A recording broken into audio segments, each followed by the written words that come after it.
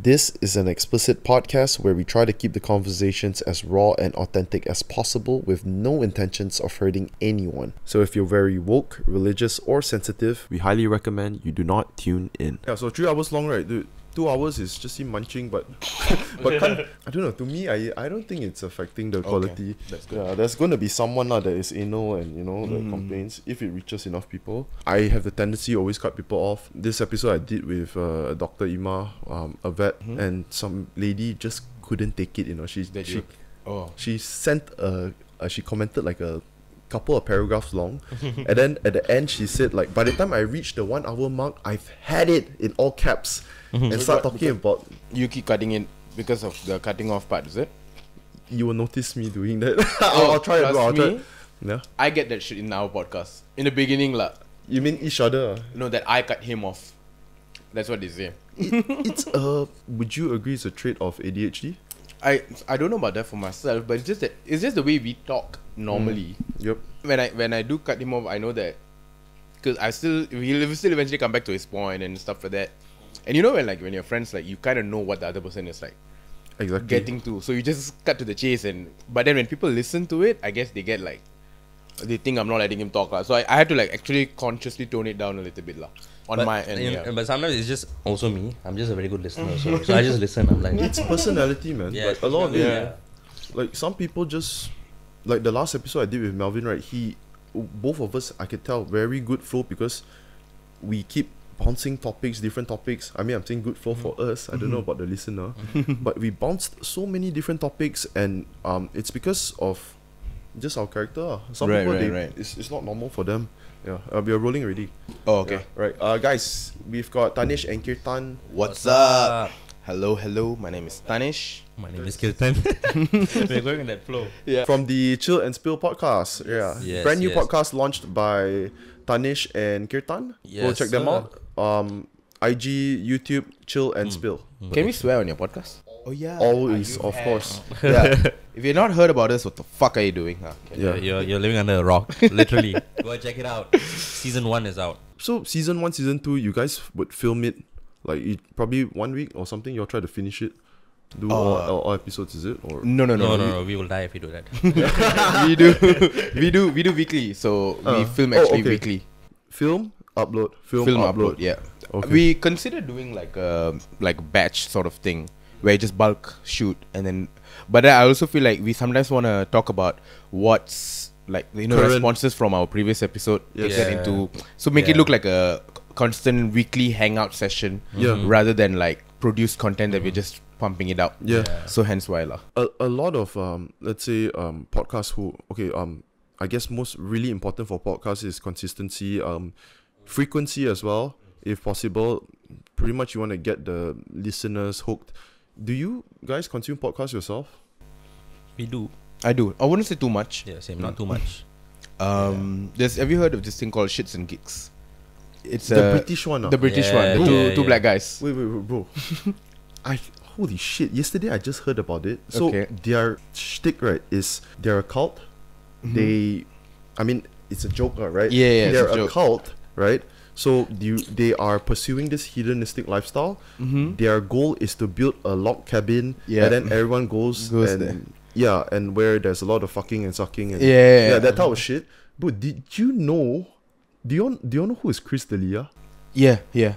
He's a comedian, right? Bro, they ripped off that entire idea from Chris D'Elia. Oh shit! Right. So it's so funny because it's funny because I'm a huge fan of Chris D'Elia's podcast, and I've been listening to this, his shtick, which is the exact, bro, I'm telling you, exact same. And in an episode that he released yesterday or this week, You're talking about Chris D'Elia or Chris D'Elia. Okay. He mentioned it, like he's not angry or what, but he's just like, I can't believe people just I get it. I don't know, is it but the way so the thing is, right, they only mentioned that for at least for our watch lab, for people to go and like subscribe and follow their Patreon and shit like that. The actual content has nothing to do with it. But it's exactly what I see. Chris does too. Okay. So, he's not salty, or he didn't sound like he was salty, but he was just saying like, wow, I can't believe people would do that, because it's very obvious the whole thing is copied from him, and they did not even mention, you know, anything like, we got this idea from Chris, or, you know, it's similar to Chris' podcast. Oh shit, I didn't know that. But yeah, okay, awkward. Yeah, but no one would actually do that. A lot of people copy anyways, and no one's gonna really give credits on top Exactly. of that. Yeah. Yeah. But they're pretty fucking successful with what they do, lah. Oh, you also listen to Shits and Giggles? A little bit, lah. We get some ideas from there too. We- Some, but we don't apply any of it actually. Well, to a certain extent, lah. We do, in Yeah. the sense that sometimes we try to. I think what I like with their Not podcast ideas, is that- inspiration, I would say is the word. You It's know? new, is Yeah. it? No, they've been doing it for like 3 years plus. So Okay, 3 years plus. Oh, okay. Chris' podcast is about 4 or 5 years. I mean I don't know. I don't know, compared man. to Yeah. compared to his, I don't know lah. But what I just like is the energy and the banter and stuff like that. So that we try to sample off lah. That's sort It's of British, right? Too British. yes, guy. Yeah. Yes, Brit- correct. British content, you have to have a taste for it. Correct. Yeah. Yeah. You need to get their culture a little bit, their lingos and shit like that. I guess Myself, not. I don't think I can get so into like British. British comedy. Even British comedy is stand up. Not really my style. I prefer American. Yeah. You listen to Yeah. American comedy podcasts? American, not so much. No. I don't think so. Comedy podcast, nah. Even Shits and Gigs, when we started it, I watched it quite religiously That's a a bit. Comedy podcast, right? It's a comedy podcast. Definitely. Yeah. When we started, I kind of watched it a bit more religiously because I was trying to like get into that mindset of like podcast, what can be fun and shit like that. Especially Yeah. because ours is like 2 people also. Yeah. Yeah. So I sort of like that was like the thing that popped up. But then eventually, as we went on, like I don't think watching and listening to podcasts is actually in my sort of life. Your Like hobby, yeah. it's not in Yeah. my habits, to be Yeah, honest. yeah. Which I should, but I end up creating podcasts more than actually consuming them, like, I guess. Yeah. Do you like All the time, bro. Consume? Joe Rogan, that one a lot. Comedy podcast a lot. MMA podcast, because I'm really into MMA. You guys follow MMA at all? No, not really, bro. None of your, Not really. even the big fights, no? No, UFC. not really, bro. not into fights? Ah, shit. Okay, yeah, but yeah, follow that shit a lot, and then Right. listen to those podcasts. Also the reason why I started the podcast, guys. So why did y'all start out Chill and Spill? Good Reserve? question. I mean, you tell me why. we had an idea. Wait, okay, guys. Before we get into this podcast session with Kirtan and Tanesh, I've recently found out. I think about 80% of people watching do not subscribe. What do you guys think about that? I mean, it's a little sad. I I think mean, it's why fucked up. aren't you guys subscribed? It just doesn't make sense. Exactly. You're watching it. No, I think you know what's the issue. What? YouTube's recommendation and homepage is so fucking efficient now. Bro, that- are you like siding them or me? No. I'm just saying. I'm just. What's going on, man? You guys should fucking subscribe. But I think this is the reason, right? It's just that when you click on one thing and you watch like 2 videos of a particular channel, everything from your channel just shows up in your homepage. I think people don't feel the need to fucking subscribe, but y'all should, because we need fucking support. We need to feel like, you know. Yeah. No, it's not that hard. You just scroll down a little bit. Yeah. The button Yes. is just that. Just press that. It'll take you 3 seconds. Yeah, That's I'll it. edit that part out where you're giving Tanesh excuses. is full of shit. Listen, That's the you truth, want to be guys. on season 2, not for Chill and Spill. Okay, fuck YouTube. Subscribe to the fucking thing. Okay, chill. Okay. Yeah, guys, I would appreciate it if you guys just hit the subscribe button, hit the like button, leave a Yeah, comment, yeah. thoughts on the episode, what you think, whether you guys enjoyed Tanesh and Kirtan's present, and enjoy the episode. So especially if you watch more than 1 episode or 2, hit subscribe. Yes. No. Even before you watch one episode, hit subscribe. Show loyalty. Don't need if you haven't watched it. Okay, enjoy. Yeah. So back to your question. we start- We started early of the year. I think we dropped our first episode when March. May. May. It was in May. Early May. 3 Yeah. months ago. 4 Yeah. months, yeah. 4 months ago. How we started it is, okay, for example, so I went through a very not a very big crisis in life, just a part of my life, you know. And Tanesh went through something as well. So he went through like a divorce. I went through a breakup, and we also initially had like an idea to start a podcast before that. So he had an idea of doing a podcast on his own. I actually had one on doing on my own as well. Solo podcast. Yeah, just with like for fun. guests. You know, have you heard of like Clubhouse and all that? You mean the app? Yeah. So that thing all was like going that. on. I was like, fuck, it's a good idea and all. I was like early last year, the Yeah. year before, yeah. And then we were like, okay. Then when whatever we went through after that, we were like, okay, let's do a podcast, you know. But we didn't want to do it specifically on that topic. You know? Yeah, you're about talking like about the breakups and breakups all. and Yeah, stuff like I mean, that, It's you quite know, limiting. Yeah, Yeah, quite I would say limiting. so. So, but we just wanted to talk, you know, because now we Yeah. know what, we're 2 free men Our Saturdays and Sundays are free. You know what I mean? Yeah. So we wanted to just talk about life and stuff like that, you know, and maybe a lot of people get benefit out of it and stuff like that. Yep. Then we were like, okay, let's just do a podcast, and somehow we decided, okay, the first episode, you know what, let's just do it like this, you know, and then because it kind of just like get people hyped up, we also let them know like, hey, we're going through this in life. You're not alone. Yada yada yada. But all good. The first episode did really, really well, bro. Yeah. Great numbers, Unnaturally well for podcast. Unnaturally well for a Podcasts don't do podcast. that well usually. For a Malaysian podcast, English.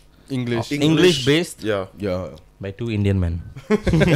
But It's not the race thing, lah. It's just English listeners. lah. Yeah. That's true. That's shit, true. my You know? bad. I clicked on the wrong button. I wanted to put it on silent. What's your problem? Yeah. Sorry, bro. He's been Should I trying to get- ruin it from should just I- now, should bro, I for leave you. or- 2 times in a row.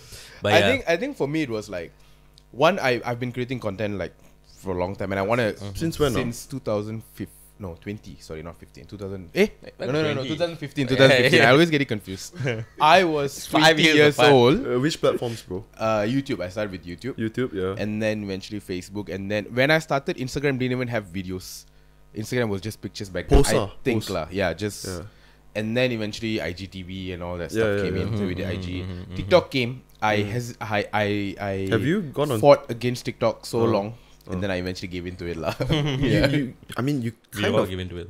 you as well, right? Yeah, we give into it. Like you kind of have to, because it's the fastest growing Yeah. platform, Yeah. bro. It gets views like that, man. Yeah, it I does. can't predict TikTok, dude. I don't know what works, what doesn't work. You just throw everything in there and just hallelujah, you know. Yeah. Bro, let's talk about the algorithm, man. Because I asked a lot of people, right? And then for example, some people they would heavily encourage that you just post whatever you want, because Yeah. the truth is, right, you can't, if you get all down to the finest details and try to figure out what is actually giving that extra 1,000 or 10,000 views, right, you might or you might not figure it out. And there's definitely a random factor, right? A luck factor to Yeah. it. Would you all agree? Yeah. There is actually. 100%, right? Yeah. Do you actually go and like check out the latest patch details or whatever? No, or not updates? really. On the No, platforms, no. Yeah. Not really lah.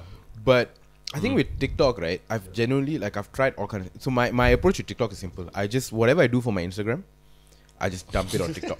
Same The here. reels are The reels, whatever, I just dump it on just TikTok. reuse it back on it. Yeah, I never think, because TikTok is never at the, it's like, for me, it's like, is it going to be a YouTube content, or is it going to be a vertical Instagram content? Yeah. And then if it's a vertical Instagram content, I just dump the same thing to TikTok. But annoyingly, sometimes when Yeah. you edit a video out of the platform, like I use my What do you mean editing out of software, the- like I Oh. use my Adobe Premiere Pro Got you. editing stuff Same. like that, because I cannot edit on mobile. Same. I'm so used to PC and like laptops and shit that I cannot edit on mobile. Yep. I do that and then put it up. For some reason, they don't push those kind of videos. They think like it's either, I've gotten shit like, Wait. You're talking about the format, like which horizontal no, format? it's a vertical thing. I edit it specifically for vertical platforms, but I edit it outside, right? And then I just upload the video instead of like editing the clips within the app itself. For some reason, TikTok doesn't push it as much. Yeah. I can understand why, Yeah. but I've never realized that. Trust Yeah. me, dude. It- Why it I is really affected. realized, is because I did some videos for a brand. And I edited and put it up, and they said you are upload. I got a sort of copyright An sort of award. thing, and said Oh. I'm uploading someone else's content because it looked too polished and shit. I was like, that's my fucking face on that fucking video. What? I appealed it. It never went through. So it was a client video, and the Yeah. shit is like 800 views, and they're asking me like, how come that very less views, bro? We paid you. I'm like, I don't know, man. Ask fucking TikTok. Like I've appealed and shit. So that's one thing I realized. If you do actually edit the clips within the app, it actually pushes like shitloads more. But why do you say so when it only had 800 views, that particular clip? What do you mean? What I say so?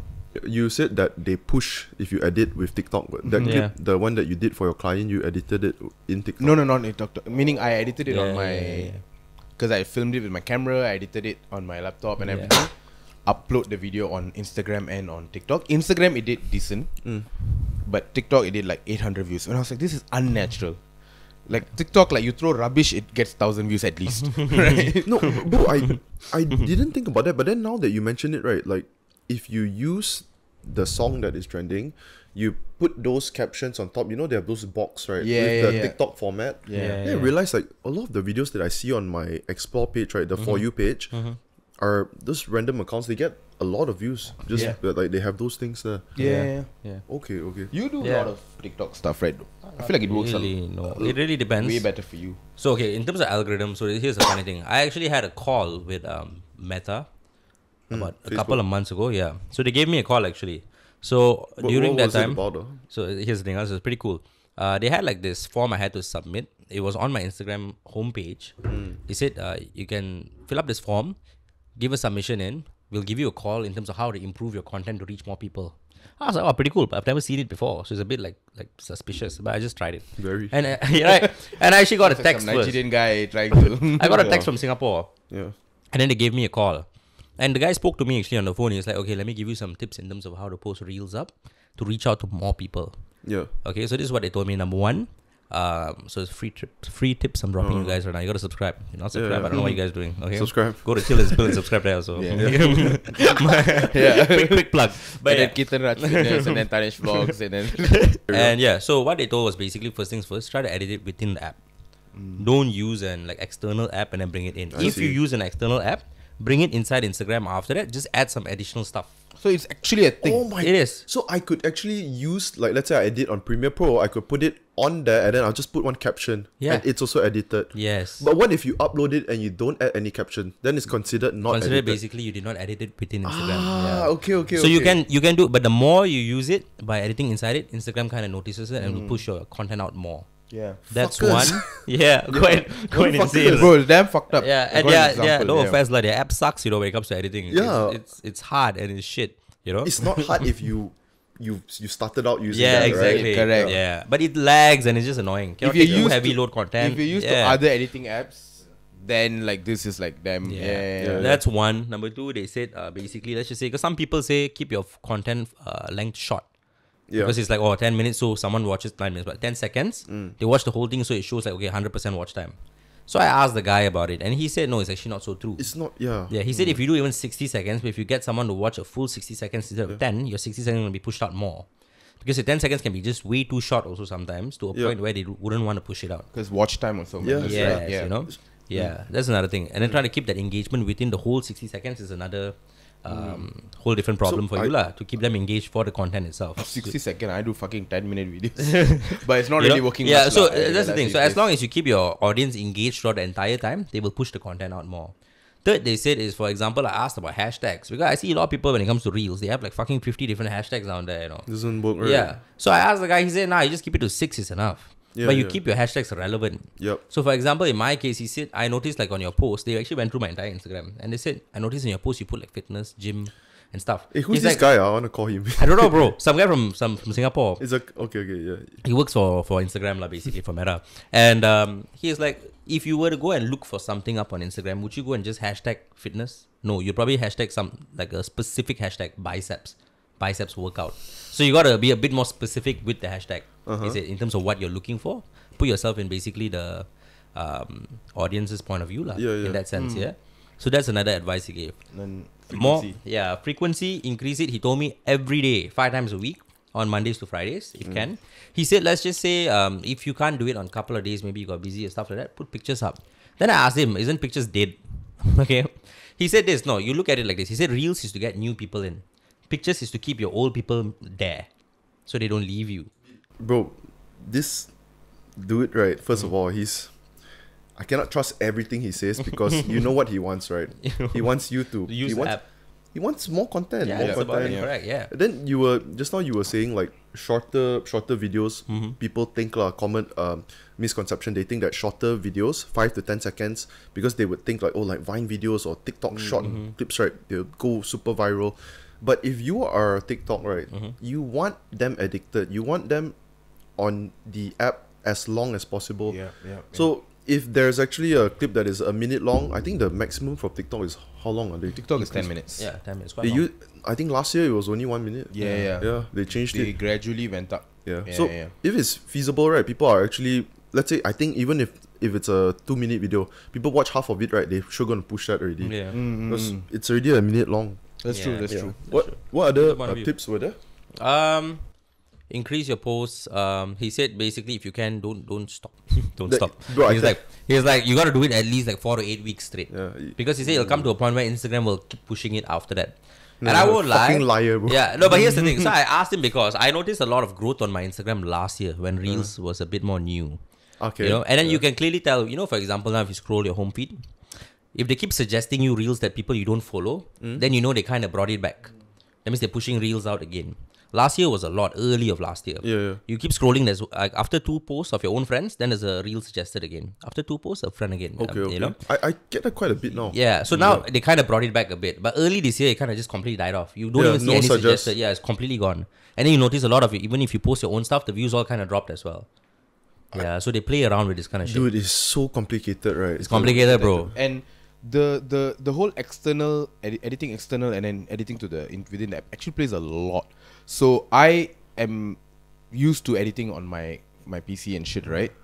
And then when the whole the whole Shit. divorce thing happened and all that, I was like, I changed up my content style a bit. I was gonna post up some random music and songs and quotes and just get clips of me like walking about, doing my thing and stuff like that, canning and I realized those videos for the first time I edited within the app, and those videos hit like 200, 300, 400,000 views when my content, you know, scripted content that I write and I edit and everything get like less than 100k views.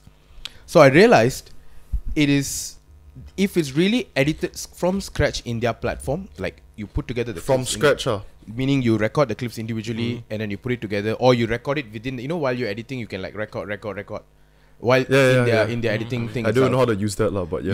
Yeah. So I struggled a lot, but I noticed that this might be a thing, and then I tried it. It took me a lot of fucking time to do like a 1 minute thing lah.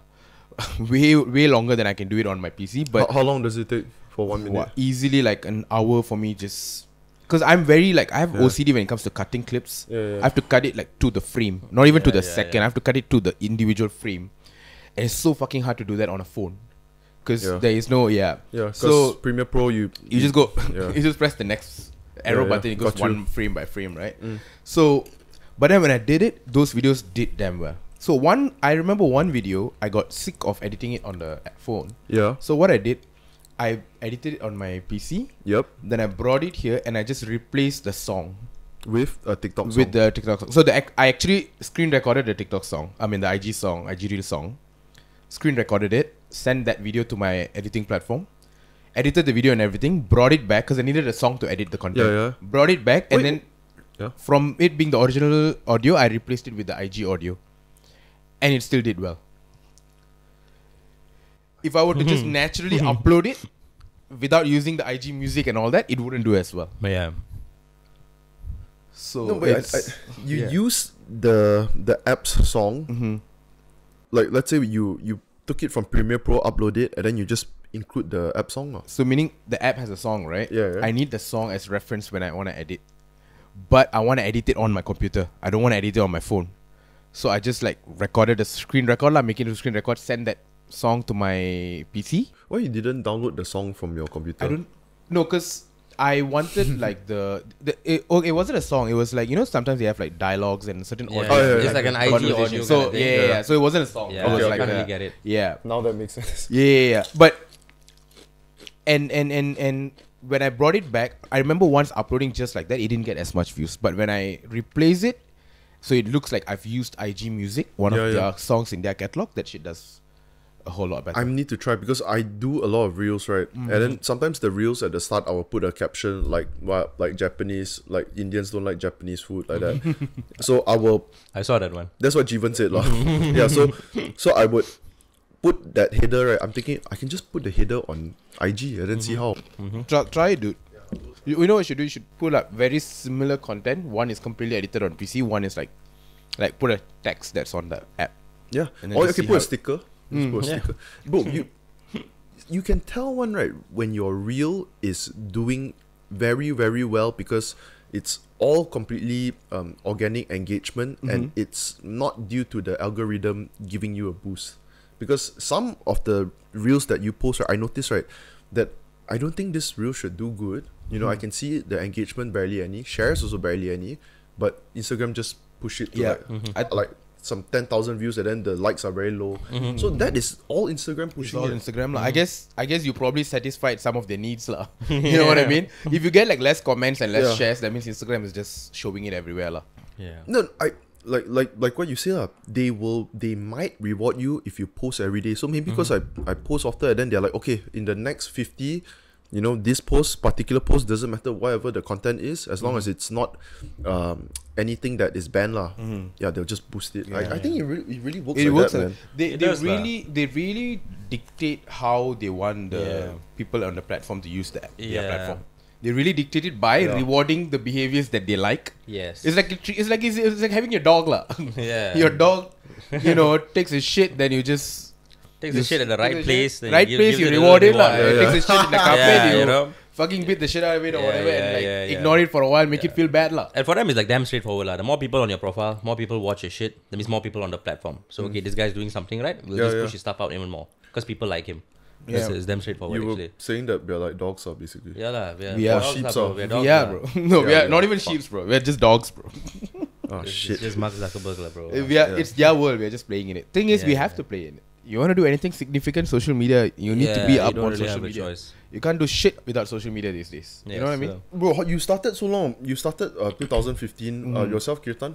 2017. YouTube.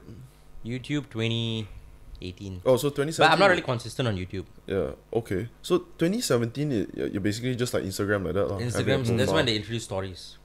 Okay. 2016 I started, but it was on Snapchat. Snapchat is weird lah, bro. It's just friends watching my shit lah. I never use Snapchat lah. I mean, did, like, probably at one point. to see some chicks lah. That's all. I mean, same thing that I would do on Insta lah. Snapchat is just a bit, you can go a bit more daring lah. True. Yeah, but nowadays you got Telegram for that, you know. No comments. But last time, because I saw Tanesh Vlogs, right? That channel's been around 6-7 years at least. 2016, I think. Yeah, Tanesh Vlogs was 2016, yeah. 7 years. What is the difference in terms of making, of getting good numbers? Back then, would you say that back then it is easier? Oh, back then it was definitely easier. Yeah. I watched, no offense, I watched a vlog that you did with Vika and Harvin, one of their open house or what, right? Yeah. So like, bro, the quality is damn shit. It's all dark, bro. Is that because I used a GoPro? Yeah. GoPro 4, I think. And because I wanted a GoPro because I wanted something small that I can carry around everywhere. Yeah. And the low light performance Back then shit. it's like that lah. It's like that lah. But a lot of people use that. And to be honest, it was genuinely just the content lah. People just enjoyed the content, the banter and stuff like that. Of course. I did get like some people saying like there was once an entire vlog that I did that was entirely during nighttime. People were like, I can't see shit. No, that's the one I saw. Yeah. No. And there's another one that is like even darker. Yeah. Because it's all like in the car and outside and shit like that. But people did do complain, but I still got like shitload of views on those vlogs. Almost I think almost 100,000. Those because these were all like around like with creative friends and stuff like that, right? So they I think back then they used to really enjoy it when all of us gathered together, just do The random machas, shit. Yeah, correct. The machas do random shit. Which we don't get to do as often nowadays. Like everybody has their own thing and stuff like that. But even if you all were to do very similar content today, right? I don't think it'll work as well. Yeah, it's just I think solely because of the amount of other options there are out there, other creators out there. Dude, anyone can be famous, man. Today, correct. If you figure it out right, of course, put in the work as well. You can be famous and popular. It's so different than last time. It has become very so different, bro. It has become very like there's a procedure to it. If you follow it, you can very likely. How well you do is a question, but you will still do well to a certain extent. Just now, Kirtan was saying the dude told him post every day, right? But bro, I've seen people post every day and nothing grows. Nothing also, yeah. Because of course you can't just say post every day. Yeah, you can't just simply post shit up lah, you know. Yeah. And you gotta be true to yourself also lah, you know, because you're putting yourself out there. If you're not authentic, at one point you can't post every day, bro. You'll break. You know what I mean? And people can see through your bullshit. That's the truth. Especially on podcasts, I feel the one if they can like. I mean, people listen to a podcast because of it being authentic and more raw, right? Or else they'll just go watch an interview, right? So they can see it immediately if you're not 100%. talking from like inside and you're just trying to put a front. Yeah. Even on our first episode, right? I wanted to do this very loud and loud, funny. Like we want, because when we speak to each other in person, we swear all the fucking time. Yeah. So we want to do that all with the. Hey, y'all thing. don't swear on the podcast? Not much Not these much. days. The on first our episode, podcast. yeah. Second episode also probably, yeah. Now after that, we were like, let's just But tone for it some down reason, a little. yeah. It's a a business lot- decision, right? It's So it was 50-50. Business is one, but also we just told like I we, guess we say a lot of shit actually when we just talk among two guys, But we course. also understand like there's also other people watching, slightly younger age also, so we don't want to like Definitely. promote it in such a way. It And for was- us, it's just a medium of language. It's just fuck. That's it. There's nothing else to it actually. You know what I mean? I think what it was also is that our topics didn't correspond to people. Like people, okay, we talk about like something like let's say we talk about career and stuff. Like how do you make like a 9 to 5 versus business, and how do you do all that shit? Fucking say fuck. Yeah. So Yeah. our topics, the audience that our topics attracted were not used to people cussing. So you know what I mean? So like if it's like more casual, just lepak talk, you have comics around and all that. I'm sure with yours also, right? When you have comics and people like that, there's way more cussing compared to like All a the time. doctors and Yeah. all Yeah, that stuff. doctor, there's probably not. Correct, Yeah, correct. so it So switches up like so that. our topics somehow attracted more people who probably like we realized the majority didn't like the cussing.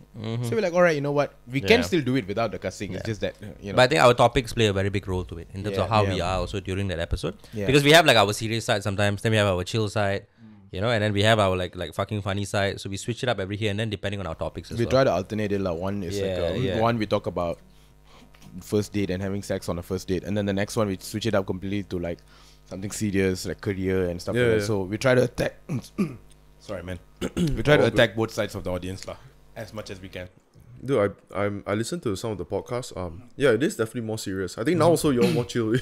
Yeah. We're pretty, no, it depends. Like I say, it always depends on the topic. And since this one you are leading it, bro, so it's Yeah, pretty and there's chill. no specific sort of like, because usually what we do, we have like, okay, this is the topic, these are the subtopics we're gonna talk about, and then we just exactly. Look at us. Fuck, he's crossing his legs. He's eating chips. Yeah. It's like he's at home. In season 2, we are thinking of maybe mixing it up a little bit, having it a bit more chill and stuff like that. Yeah.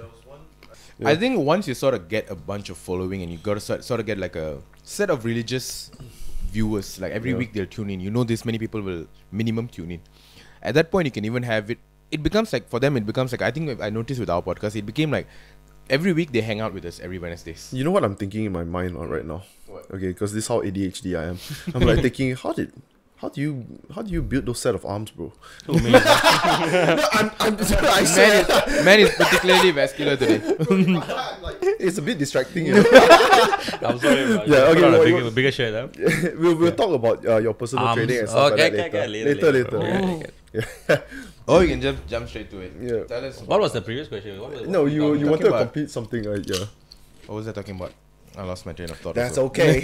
Yeah.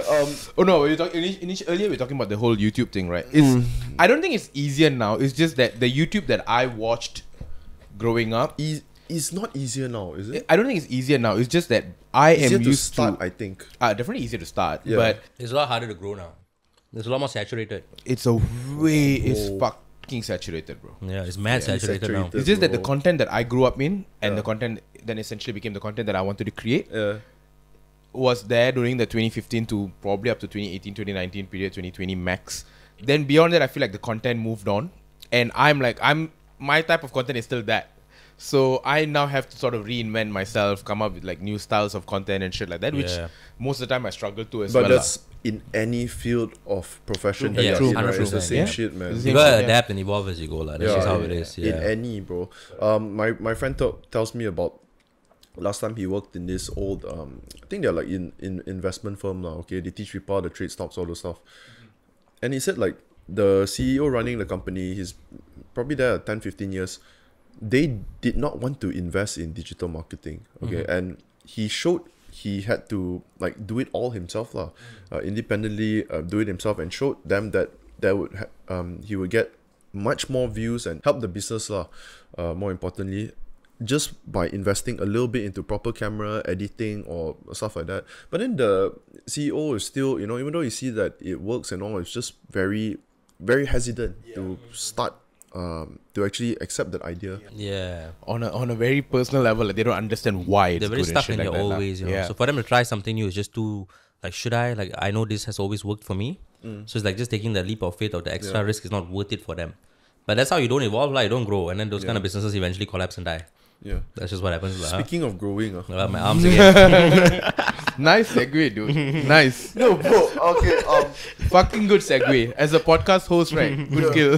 So, Kirtan, I see on your IG. Bro, this won't help you, actually. Kirtan, this definitely won't help you, bro. That's a bit okay. No. You need to do it for 1 hour, then maybe you get a little bit, Kirtan, you often post a lot of fitness stuff. Nudes. Did you say nudes? Yeah, you post nudes basically. Semi-nudes. Maybe you do as well. I don't know. But you post a lot of fitness content on your IG. You're also personal training. Right. How often you been doing personal training? Personal training since 2018. 2018. Yeah. Okay. Let's just start out with why I started training. Yeah, why not personal training? Why do you start going to the gym? Okay. You go as well, right, Tanesh? Yeah. That's how I know him. He's my PT first, then my Are friend. you fucking serious? Yeah. 2018 No, not 2018. I think 2020 he messaged me. No, 2021 I think. 2021. 2021 he messaged me. He cold what do you call that? Cold calls. Cold call. But he emailed me lah. He said, "Bro, I'm Kirtan, blah blah blah." Did he sign off with his bicep? Or No, I didn't know. this bastard said, you look great, but I think you could put in more work and like you can look better. you can look better and shit like that. But to his credit, he said, "I love your content first lah." So I was like, okay, this guy likes my shit. And then he said, I think you can look better. I was like, you fucking bastard, just called me ugly. No, that's really them. No, but smart, like it grabbed my attention lah. And then it was like, we could get together, we could train. I mean, I could train you and shit like that. And at that time, I needed to know what the fuck fitness is. No, but how gym do you is look like. though back then? Like, do you work out? I mean, no, I didn't used to work. I wanted to lose weight at that time. I wouldn't then say why would fat. you say he looks great? Basically, It's just being nice lah. Let's just. Okay. wow, bastard. I didn't look bad lah, but I definitely don't look. I definitely look better now lah. Yeah, no, for me it's like this. It's pretty simple. Anyone just looks good anyhow, But you can always look better. Even for me right now, so I can look way better. This is not even me at my best. You know what I mean? Can you just shut the fuck up and stop here though? Yeah. No. So let's now we start the story. Time to catch up. I got into the gym in 2014 first. Been solid 9 years, bro. Yeah, 8 to 9 years. Yeah. And why I got into it was because initially I was fucking skinny. I was damn skinny, no confidence, fucking introverted, lost in life. I was in uni that time, first year of my degree. Kind of went through a breakup as well at that point. So I felt fucking alone and shit like that. Just really I told myself like fuck. I was actually in my dormitory in my uni, brushing my teeth. I saw my chest. I was like shit, my chest looks quite nice. Did you like before? I assume that's when you got consistent and disciplined. Before that, did you ever go once or twice? Yeah, I did. Or periodically? Yeah, so that's the 2014 part. I went a few times here and there, but my friends were pretty discouraging at the time. They were like, "Nah, you shouldn't go, bro. You're too skinny." So if you do it, means you will fuck your friends. No, but seriously, for real, that's what they say. They say because if you do it, then you're gonna look like that skinny guy who's ripped. You know what I mean? That's what they told me, bro. Looks better than Still better than skinny guy. Exactly. And then I was like, okay lah, shit, whatever lah. Then after I actually really got into it, within a month or two, I saw like damn good progress. And that was me not even knowing what I'm actually doing. I just go to the gym, I read the instructions on the machine. Oh, the machine, not YouTuber. No, not YouTube. Oh, so wow. I just read the machine a bit. Then I just see some people, I copy them. Then I was like, shit, there's results even with me not knowing exactly what I'm doing. So why not do more research on it? That's when YouTube came along. Yeah. So there's a lot of fitness YouTubers I followed back then. Quite a lot, like at least 5. But all of them are from US based. I'll name like 3 lah. Christian Guzman, Steve Cook, yeah. and Mark Fit that time. This is a 3 lah. And then you have your more OG guys. You have your Jeff Side and all these other guys. Jeff Side. Bro, I swear, I used to think Jeff Side was natural. I still think he is. You still? Oh. Yeah. Who's this guy? Oh, do I shit. know this guy? He's a white guy lah. Okay, well, you're continue talking. I want to Steve Cook? Do you think Steve Cook is natural? I think he is also. You think so? Yeah. Because for me, it's like this. A lot of people can never be 100% sure. You never know. Only they will know like, at the end of the day. Yeah. But it's also very easy to just sit down and judge. So what I always tend to do is look at in terms of how many years they put in. Yeah. That's very important. Yeah. Because at one point when I saw someone's physique, I was like, fuck. The first thing I thought about, like, have you heard of Jordan Yeo in Malaysia? Of course. Yeah. One of the OGs. One of the OGs, bro. So Jordan Yeo is one of the first guys I ever like looked up to in Malaysia. And I was like 19 years old at the time. Yeah. And I saw his physique. The first thing I thought in my head, how long has this guy been training, man? And he was about late 20s at that time. He's about 10 years older, I guess. Yeah. Us, right? And he was How old are you? 29 this year. Okay. Yeah, you guys are 27, is it? 28, yeah. Same. And no, not No, same, you're 1 bro. year. Yeah, no, Same. please, bro. You Just hit take 30 that back. next year. We don't hit 30 Same, bro. Same. But yeah, so I saw Jordan and all. I was like, fuck, how long you been training? I just saw, I looked at his videos and all that. He's been training for a good amount of time.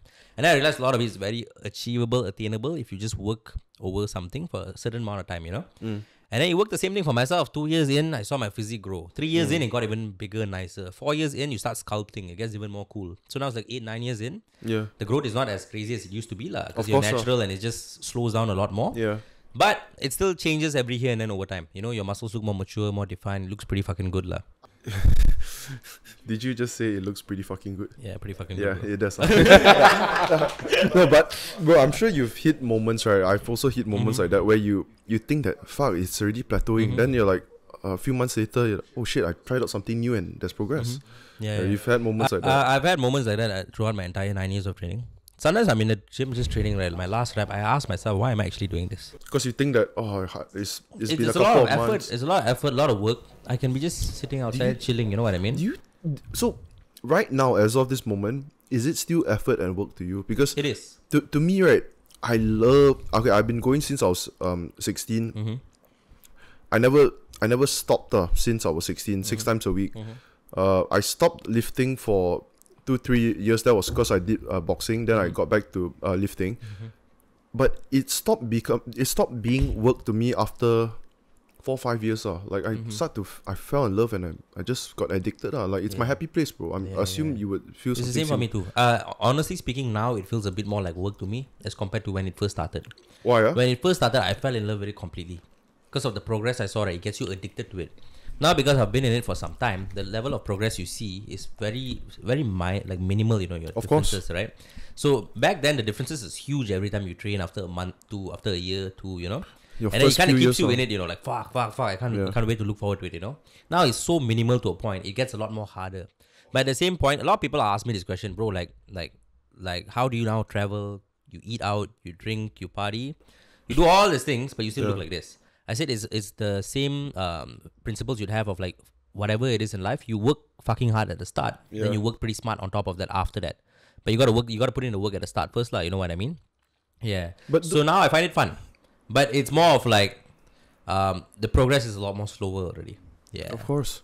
Yeah. Bro, what those people also don't see is every day for 8 years, 9 years. That's what they didn't see, lah. Yeah, It's they not don't an see that, overnight that's the thing. Yeah, so it's insane. Wait, how many days a week would you go? When I first started, like a complete noob was 3 times a week. Then I increased it to 4 times a week after a month. Then after 3 months in, I increased it to 5 times a week. Okay. Then within that first year itself, I started training 6 to 7 times a week. So it's every day at one point. Yeah. For 2 years straight, I think I trained almost every day. Until from 2015 till like 2018. 2019 is when I started to take it a little bit more slow. I told myself, okay, from 7 days a week, let's drop it to 6. Are you okay? Yeah. You turned on or what? Relax. Bro, me also. You can play with mine if you want. I'll get there eventually. Yeah. Shut the fuck up. Play my bicep also. So now it's like now I'm a lot more chill. It's 4 to 5 times a week because I also realized, bro, your recovery is everything. So when you train every day, it's not the smartest thing to do. It's actually a pretty stupid thing to do, honestly speaking. Bro, tell me about overtraining because I go 6-7 times. 7 times, I would say if I can, I will go 7 times. And a lot of the times, right, I feel like shit. I've completed. So I would do what do you call it? Isolated routine, right? So you complete your whole body part 1 week, and then the next week you start again. So sometimes I would complete it a bit faster, and then I would start to do. Let's say, for example, I did chest 5 days ago. And then I would do chest again 5 days later, but my chest still hurts a bit. And then I still do it because all the other parts is Done. What I'm trying to say is it feels like my body is overtraining because everywhere is so sore, but I'm still doing it because I need to burn the calories, right? What do you think about overtraining? Like, what's your experience so with it? I do agree there is such thing as overtraining. I used to not agree to it when I first started out, like 7 times a week and all that. I noticed more progress when I started resting a bit more. Okay, so while you're training, you're kind of breaking down your muscle fibers. For example, you gave an example of your chest, right? So you're breaking down your muscle fibers, the microfibers and all that. You need that level of rest to help with the recovery state of it. Your recovery is equally important as when you're training as well. Yeah. So that's when your sleep comes in. and your food comes in, and your rest comes in. Your rest includes basically the sleep part as well. You see? So let's just say if you've broken down your muscle, you don't give yourself enough rest. There's no point of you like breaking down the muscle again before it's even fully recovered. So normally based on science, it takes about 48 hours for your muscle to recover. So let's just say if you train your chest on a Monday, you should be good to go on a Wednesday already. 2 years later. 2 days. 2 days later. 2 years. This is what Tanesh has been doing. Give it guys. enough. If I'm doing that, that means it's his fault. How often do you go now, dude? The aim is 3 times a week, but I'm not gonna lie, What is the aim? Most consistent. What is Tanesh aim for you? You asking him or me? No, what would he advise you? So far 3 times a week, lah. To be honest, if we can hit consistently 3 times a week, then we can look at increasing it. We just have. I haven't been able to hit. Yeah, so he's not been doing consistently. He's been a bit of a bitch, I won't lie. But the truth is, also, I have periods of consistency and then I have periods of inconsistency. So he was quite consistent actually this year. This is the most consistent you've ever been. And we made mad progress, mad progress. And he was consistent basically in like April, May, June. Then July, so I started traveling a bit. So I went to Melbourne for 2 weeks and I went to India 2 weeks and all this stuff. So ever since I went missing, I took a break. He decided to take a break for himself as well. Sort of. I'm not gonna lie, lah. My motivation is like sometimes I'm motivated by myself. I don't need external shit. Sometimes I need external shit, which is this fucker, lah. So have you ever stopped? Never, right? No. Since you started, Never stopped. I'm similar, right? So I could not understand how like some people get progress and then they stop. Because for me, the number one reason why I don't stop is because I'm so scared of that, man. Losing the progress. You will lose it, bro. Yeah. It's very fast. Yeah, you will lose it because you don't give it a reason to stay. That's one. But you can get it back also. You can get it back. Muscle memory is insane. So I think that's also a reason why some people stop lah, because they know like, oh, they've reached this point before they can get it back in a couple of months' time. But for me, it's very mental. That's the thing. Why? It's very mental. I need it to be sane. I'm the same, bro. Yeah. It's like, you know how they talk about how you sweat out? I think it's endorphins, or is it endorphins or serotonin? Both of it. And Okay, you're gonna feel pretty fucking good after your session. You feel like you can take on your day and you can do anything after that. Yes. So imagine if you've been doing that for 8 years, right? The past 8 years, 6-7 times a week. If you just stop that, right? Where are you gonna release those endorphins, serotonins? Like, you feel sad, right? It's not a coincidence, It's literally a chemical reaction that is supposed to take place because you did not release it. Exactly. Yeah. So I do feel like that. If I can't go, I feel crippled, man. In fact, I used to party often, right? So when you party the next day, you can't go to the gym. Yeah. That's the one thing that I hated the most, because about partying. Because you couldn't go to the gym the next day. You can't go the next day because I've tried before and then I end up regretting, because when you're hungover and you go to the gym, right, it's a terrible feeling, bro. not only terrible feeling. You feel tired, weak. You go there because it's like you already tell yourself, like, you know that it's not going to be good for you, but you go there because you want to mentally get that therapeutic feeling.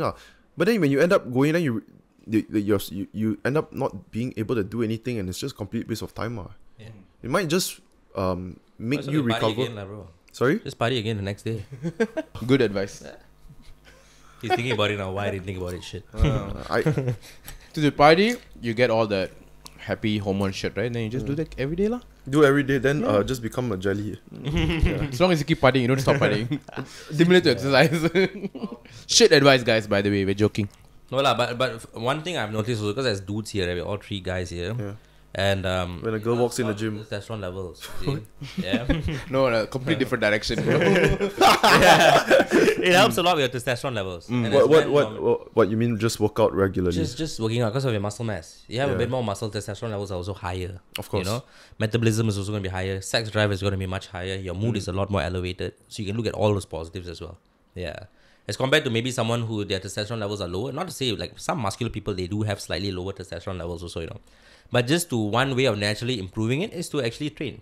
Increase your muscle mass, Drop the body fat levels. And you can see like significant differences in terms of your mood, in terms of your sex drive, and all these little things lah. And on top of that, it makes you like a fucking man lah, bro. You feel like that's like a man thing lah, you know what I mean? Not working out, but just having a bit more muscle.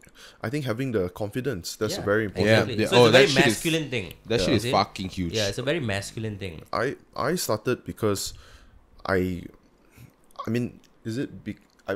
is a self-esteem thing. It's funny, man. Back then when I started, right, dude, let's say 16, 17-year-old, put on 15 kgs. I was always skinny fat, so endomorph, right? I put on 15 kgs within a year. I would sneak extra pocket money to school just to eat more, just want to gain weight. And I would work out like I would work out, this is really weird, but I would work out in the toilet, right? Like, because my brother was still here, now he's living in Melbourne. I used to share a room with him. I would work out in the toilet and I would not show anyone. Like my parents, my brothers, I would not show anyone that I was You were like working. shy to work out in front of people? I'm starting to think about it. Obviously I was shy. Okay. Right? You thought people would make fun of you for trying to take your Trying to improve. Okay, I get it. Like, I get that. Yeah, but now when you think back, it's, of course, now you're older, everything seems stupid, right? What you did. Because what's funny about self-improvement, right? Yeah, But there's back then, nothing funny. I get it back then. No, but there must be a reason why you did such a thing also. Because Yeah. maybe when you tried something out initially when you were also a bit more younger, maybe your parents were like, nah, this is not for you. They discourage you. So my dad has always asked us to work out since I was 13, right? 12. I only picked it up when I was 16, 17. So it's not that. I do believe there is something, but I haven't figured that out. I think what it is like okay, let's say you're skinny and shit like that, but then you, let's say, aspire to be like fucking like jacked and stuff. But the idea of like somebody would make fun if that is what I'm trying to be, because the Because idea, I'm not there yet. yeah, you're not there yet, and Yes. you think it's ridiculous for you to aim there for now. That's pretty much most of it. Yeah. Like, I get it. Like, also not only that, I would never ever talk about it with people, because basically the only time where I talked about it is when they start to see progress, right? And then in high school, my friends would call me Chester Kong at one point, because chest was what I was building the most, and I would never talk about it. I felt so shy, man. It's very weird to think about it. Yeah. I think it's at that age also lah. At that age, right? Yeah, where You people feel are like the stupid. entire world is looking at you. Yeah, plus When back then- nobody gives a shit. Yeah, no one gives and a back shit. then, Nobody like, gives a like shit. Back then, fitness was not that big of a thing. Especially over here, Now it's a bit more different. It's still not that huge, but it's a lot more bigger than what it used to be as well. Yeah. It used to be like bodybuilders, Yeah, other fitness people, and like And I believe like every guy should work out. I'm not talking about just gym lah. Any form of physical activity. Yeah, It could even be yeah. badminton, futsal, running. Any form of exercise will actually help you so much. Actually, it's pretty insane. You went to Melbourne for 2 weeks, right? Yeah. This was recently. Yeah, recently. Yeah. 2 weeks. okay. Yeah. So I spent 8 years there, right? Study and work there. So wait, why you came back? Couldn't get a PR. Okay. Yeah. So it's funny that now that I am able to get a PR, this was during lockdown. They told me I could. I didn't want to go back already. Yeah, because I don't know, man. You come here, then you get adjusted back here. Yeah. Then I was already running the podcast, so I want to keep going. So yeah. Anyways, what you'll notice is ABCs over there, right? Let's say ABC girls or guy, which is Australian-born Chinese Asians. Okay. Thanks for clarifying that. That's lost for a Yeah, bit. there's some people that are not as smart as you lah. Okay, so wait, were you really lost? Yeah, I was. Oh shit, I thought you were being sarcastic. No. Oh shit. I was a bit lost too. I won't lie. Oh, you guys don't not familiar with the term ABC, ABC? no, bro. Like the fucking I was ice thinking of kacang, fucking yeah. ice kacang lah. Oh, okay. I felt When you said ABC, I thought, are you talking about like American-born Chinese or Right, Australian-born yeah. Chinese. They usually Okay. use for both. I felt stupid saying that to y'all because I thought like I'm okay, no. So yeah. Bro, actually, thanks for clarifying that. I learned something new today. Okay, so yeah, what my point was, you will notice, right, just visually you can see that the 18-year-old Asian person that grew up over there and 18-year-old kid that grew up here, we look very much different in terms of muscle mass, size, right? Just meat that is not fat lah. The reason why is because they put a lot more emphasis. They have a lot of they have the luxury of a lot more funds also allocated into their physical education system. That's number one. Because I every time hear people say like, oh, ABC girls, ABC boys or what, they're just more buff and jacked, and then it can't be the fact that they live in that country for a couple for 1-2 generations, right? And then suddenly their body Their adapts. genes It's not have that. changed, Yeah. It's the Lifestyle. resources. It's your environmental factors over there. Dude, your food, The food, your the protein. surrounding, yeah. The Yeah, protein in they're a the lot food. more protein. They're I'm assuming It's they take a insane. lot more protein than Let's say, we for do. example, here, let's say if protein to carb, let's say, for example, most hawker food, right, you get about 25 to 75. Yeah. There is a solid 35 or 35 to 65. It's just more, you can tell all places is like more that. protein based, right? Yeah. So much more, bro. When I was there just 2 weeks, I felt like I was in heaven, Yeah. I was in heaven, bro. I was so happy. Everything is high protein. You don't have Everything. to, so you don't have to go too much out of the way Yeah. to hit your Correct. macro. It's so easily accessible. Whereas here you have to just go KFC and top up one. You have to get an extra something. And it feels a bit unnatural. Like you feel like you're eating in a very unnatural way compared to how you were brought up eating. You know what I mean? Yeah. If you like, you know that you have the knowledge behind it. Yeah, I need to hit this much protein. But like, for example, like when I started and all, my mom was like, you have to eat that much eggs. You have to eat that much meat. Yeah, you And fart a like- lot. The protein fart. So culturally, it is like it's very different. Like It's a bit of a culture protein to shock. carbs Yeah, stuff. but when you're there, bro, I feel like you have zero excuse, honestly. When I was there also. Because how easily Cheaper also, accessible. right, you said? It's cheaper in terms of purchasing power when you earn over there. Yeah, of course, man. Yeah, No. so it's a lot more. Bro, you talk about livability, right? Uber drivers there. So let's say if both parents are Uber drivers, right? You raise a family of 3, no problems. Yeah. Two parents are Uber drivers. You can raise a family of 3. Shit. Yeah. And Sounds like some 1990 shit, man. yeah, talk about work-life balance there also, bro. I used to work at Zara over there, right? The clothing shop. Let's say we close at the shop closes at 9, and then we spend an hour. 10 o'clock we clean up everything and go home. Boxing Day, you guys know Boxing Yeah. Day, right? Yeah. Day after So Christmas, right? Christmas, and it's basically the biggest sale of the year, right?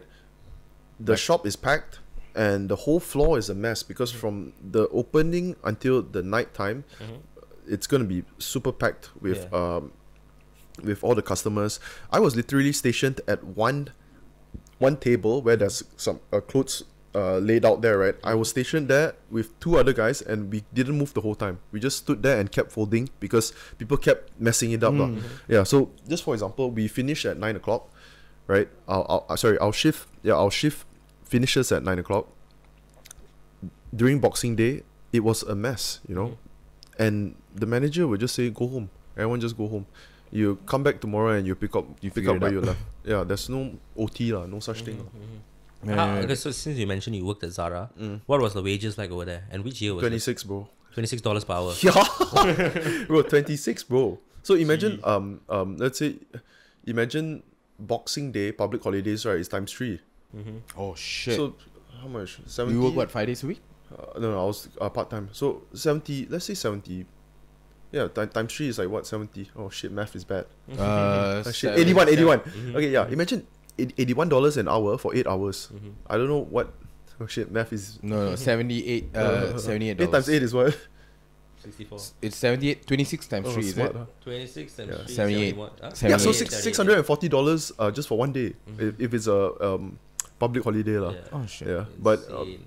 yeah, Uber, I don't know how much you get for Uber lah, but okay, first of all, if you are living there, right, your kid, let's say if your kid goes to goes to high school, it's very common they will already have jobs at fast food restaurants or to my knowledge, I think only fast food restaurants is they're very open to hiring people in high school. So 14 years old, as young as 14, 13, 14 also you can start working in Part-time. fast food chains. Yeah. The moment your kid goes to high school, right, whatever his allowance is, It's right, from not accommodation lah, but just allowance to hang out with friends or whatever, Yeah. you get it part time, Yeah. and it's a good amount, man. Yeah. Not- And I believe it's just such a good sort of culture also. Because here, right, privilege parents, lah, right, very yeah. yeah, because here, right, parents don't like their kid fucking working. Sometimes even after SPM, right, even my parents were like, no, don't go to work. You at the most my parents allowed me was to work with my dad. Aside from that, they don't want you to work. They just want my you to go and parents said the study same and thing. stuff like that. You know what happens? We don't explore the fucking world. We don't know what we want to do. Yeah. You know what I mean? Like, I feel like people should work, like, after school, just work a year. Like, don't study, just work 1 year. If you don't like this job, go and jump to another job and all that shit. Only then you'll figure out what the hell you actually want to do. What was your degree? Engineering. Yourself? Engineering. Why so No, so engineering. long way, bro? Yeah. Is that Just- the Indian thing, lah, bro? Oh, Yeah. I wasn't forced by my parents, lah. It was just, I thought that's what I wasn't wanted forced to do. also. bro, I'm the same way. Mine is business school, which is So what is your actual job now? bro. I'm doing this, man. This. Full time. Yeah. Okay. I've been doing this full time. I was always in sales, real estate, recruitment. So when I did business school, management, right? What is management degree? If You don't actually... you don't manage people, that's number one, right, bro? Yeah.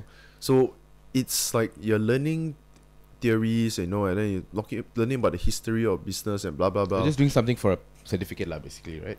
I don't know, man. I think it's quite useless. Yeah, fucking useless, bro. I think it's something. If correct me if I'm wrong, it's something you can just learn by experience and with like internet and shit like that. Whatever course, you need bro. to know, right? I picked management simply because I didn't want to do accounting and I didn't want to do numbers or calculations. Yeah. I was in business school, so you would pick between management, marketing. I picked management because it's mostly just essay based. You know, if you're good at English, right, you can pretty much bullshit your way through passing. Yeah. So it was for you. It was you just needed to get a paper, like a degree lah. Yeah. It's not the same. I mean, for engineering, why did you pick engineering? So my dad was in the engineering line, and most of my uncles and all was there. So and when I was growing up, I thought that's what I wanted to do lah. That's what I wanted to do. I had a lot of but I had like I was very into computers and stuff like that, operating systems, blah blah blah. Yeah. I wanted to come up with IT. I wanted to come up The with next my Steve Jobs, my you wanted to be. I wanted to be like the next sort of Bill Bill Gates. Gates. Not for money, but I wanted to come up with my own operating system and shit like that. I was very fascinated with all that stuff. And then So how did it go? Here you are. well, I use computers a lot lah. Okay, that's good.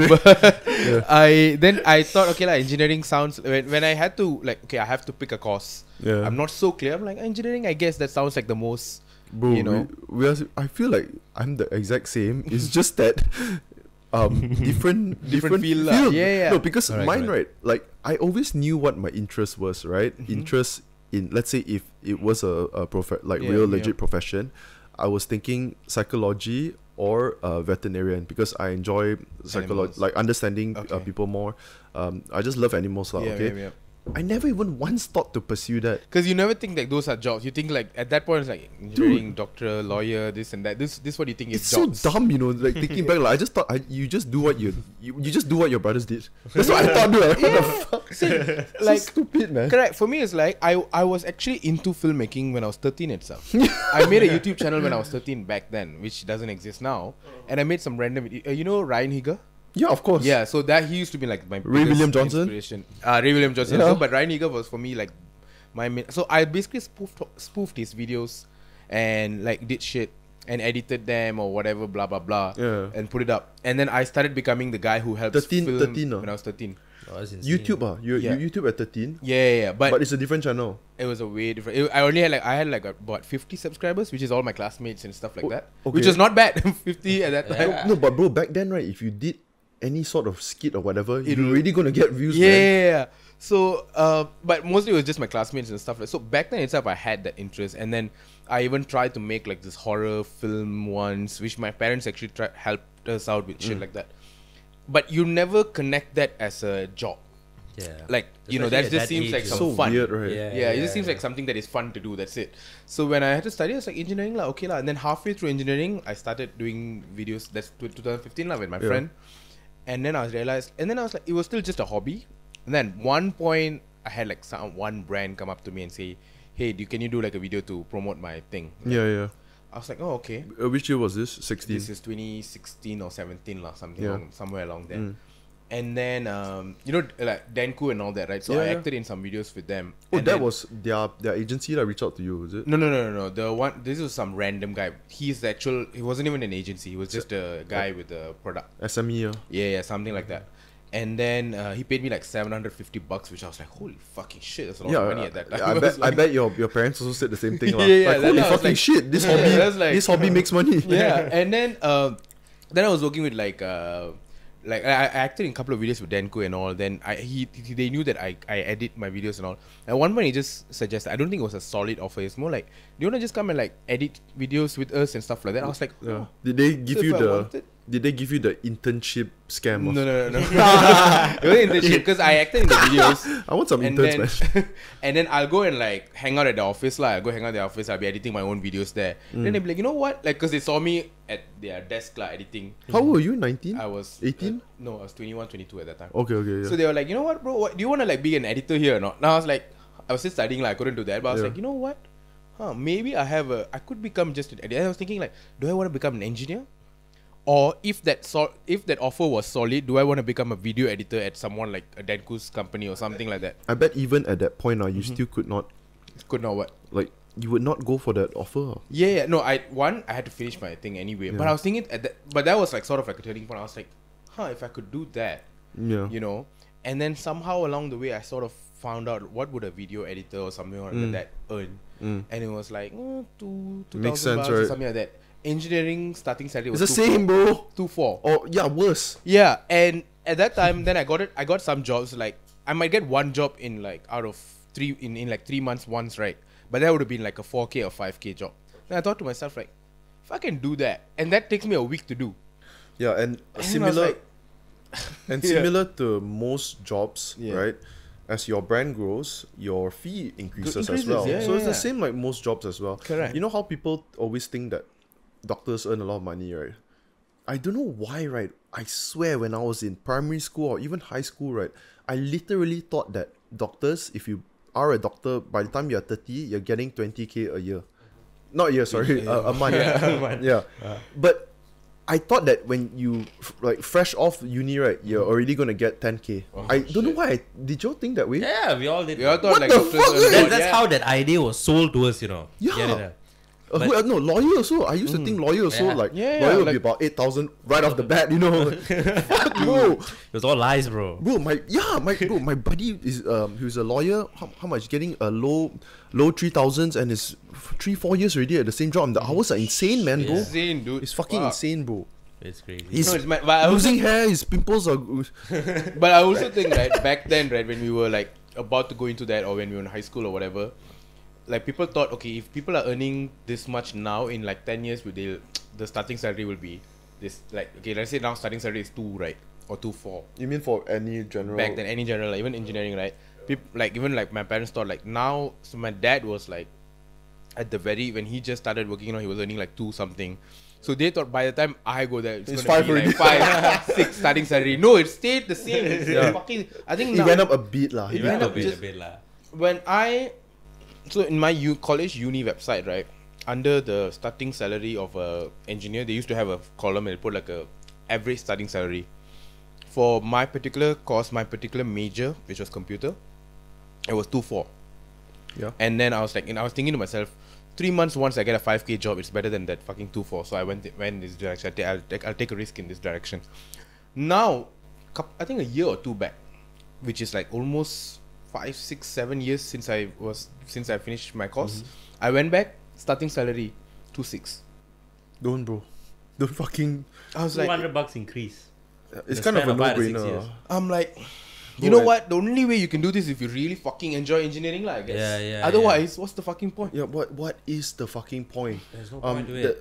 Other than that, also maybe because you already you feel like the money invested in that, you know, you think like, oh, you want to make a return on it, then like, I mean, people didn't know better. You didn't know. better. That's about it. Not a shit on engineering. Yeah, and like, unless- let's unless get it you're- It's straight. like sounds like it though. Yeah. No, wait. For me, the way I see it is like you really need to be really passionate Passionate, about yeah, that exactly. field. That's Then the it makes word. sense. Kirtan, do you mind chucking the snacks? The Then you go in and then the pillow biscuit. Pillow biscuit. The biscuit that looks like a pillow, bro. Yeah. This one. Yeah, what do you guys call this with? I don't know. I don't know what it is. You don't call it pillow biscuit, huh? No, bro. I have no name for it. I just eat it. You know the keropok roda? Yeah, that one I know. Yeah, Okay. keropok It's been a roda. while since I had that. Yeah, bro. Wait, one Yeah. second. So I feel like the only reason, to be honest, the only reason you should be any field is if you love it, lah. Yeah. But like you're trying to make money and stuff, then I feel like business and that sort of thing is more of a higher chance, lah. You say that you should, the only reason you should be in any field, it's you love it, okay? It's a privileged thing to say, lah. It's a not gonna lie. privileged thing It's to a very say, privileged thing to yes, but also we are coming from this is the newer generation, right? Previous generation comes from a time where passion is like what passion? What the it's fuck a is that? joke. Passion's the biggest joke ever, bro. You Yeah. fucking go and Yeah. I don't know what do you call it? What the paddy fields? What do you you work in like harvest paddy pad? fields and- Yeah, harvest crops now. yeah. No, it's definitely, but is Rubber it, tapping, bro. but it goes along with time, right? Like your grandparents, most of our grandparents, like as long as they had something where someone paid them a certain amount, it's good because there's a lot Yeah. of people with no jobs. Yeah. You're considered privileged with just that itself at that As time. long as you have a job. Yeah. yeah. And then our parents' generation is that most people have a job, but if you have a high-paying job, then you're privileged. Yeah. Good. But nobody cares about whether you really enjoy that job or not, because getting good a decent salary to run a family is good enough already. Nobody thinks about passion. Then comes to us, we grew up with that as a bare minimum. Yeah.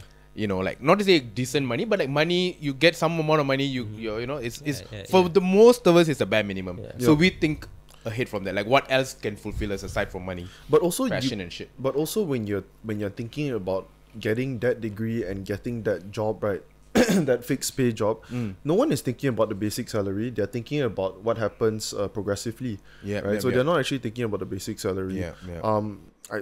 I wouldn't know much in the, let's say if you're a lawyer, you end up opening your own firm, right? That's where you when you finally good make money, right? Because if you don't end up opening your own firm, you're not going to be earning that much, man. And 10 years down the line also, bro. And you're going to be working like a mad from day one. I've known some law friends. The hours you put in is not worth it in that sense. You know what I mean?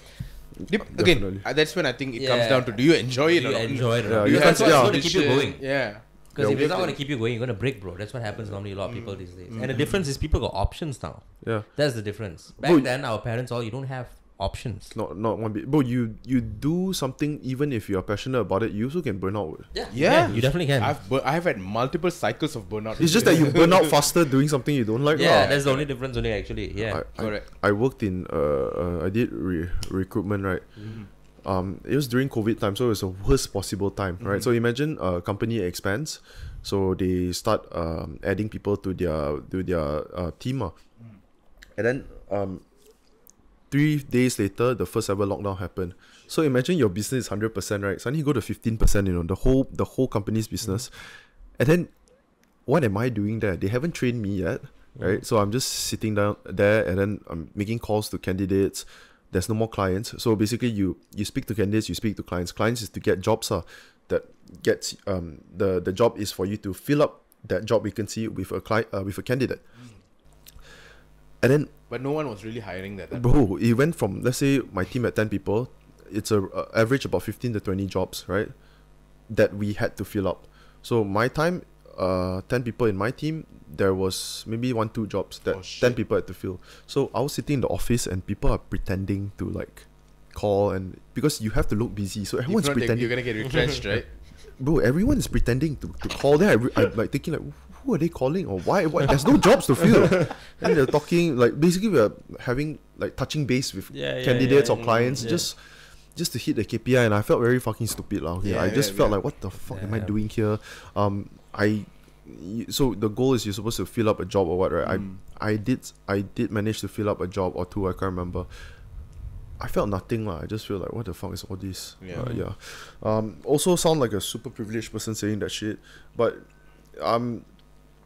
it was really tough times at that time. That's the thing. COVID was so unexpected. No one saw it coming. And to be honest, I don't think it's privileged if you look at it from our parents' generation or the older generation. From our generation, I feel like whether you enjoy what you do is as equal importance of like how well you earn. Like for us, it's almost there. You know what I mean?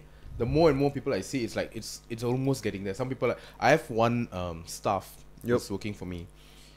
He had a decent job at Petronas. He then quit it. When you say working for me, you mean editing stuff? Yes, editing and writing and stuff like that. He then quit it and had to break his bond. So he had a scholarship bond with them. That means he had to, like, as long as he works for them for a couple of years, then he doesn't have to pay his scholarship. When you say Petronas, you mean the company? Okay, I don't know. I thought the petrol station. Hey, don't laugh, Why you laughing? Makes sense. Why you laughing? No, because when someone tells me something like that, I would never think of the petrol station. Like that's why I started laughing.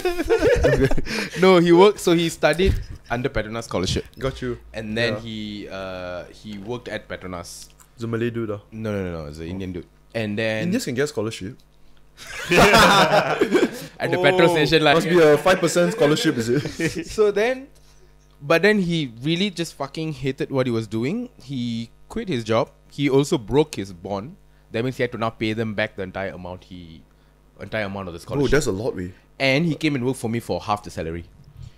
Way less than half initially, because he was an intern first, and then now like half the scam. At least he got paid. It's not a scam. I pay all my interns lah. I pay all my interns. And he's happier than ever lah. Money is not that great, but so that's why I feel like I see first-hand experience of people thinking like, I don't mind struggling for a bit. Of course, at some point, shit will hit. If things don't go well, shit hits the fan, and be like, you know what? I need to survive. I need to fucking live. So I don't care what I do. Try to explain from his perspective, because I think for him it's like he's also learning things, right? It doesn't feel that, bro. Think about it. If you're in Petronas, right? Let's assume what was his role? Accountant or something? He was in under logistics, something along logistics. Yeah, so I think. You've got zero interest already in doing that, right? And you're gonna spend the whole day doing that. Just doing that. Yeah, it will fuck with your head, man. Yeah, and this guy had like and a your lot. self-esteem goes down. I think back to when I was in Australia doing real estate. Then I went for some networking shit, right? Which was fucking bullshit, because it turns out the networking event is like 50-60% agents, real estate and insurance. Okay, so that was bullshit. But I met this guy who is an accountant, recently moved from Malaysia to Australia, and I'll never forget he said it to me, because he was balding very badly, and he's about early 30s. Then he said, I gave my hair away to the company. Like, he was an accountant. Why are you laughing, bro?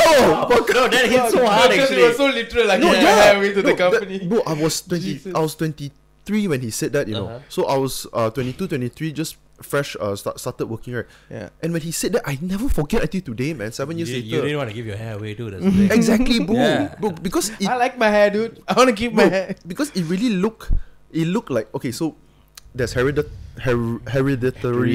balding, and there's stress lifestyle balding, right? Yeah. So lifestyle balding, for example, is patches. That's the most Oh, common I had one. that. Dude, I had that. You know the one It's stress, side. Yeah.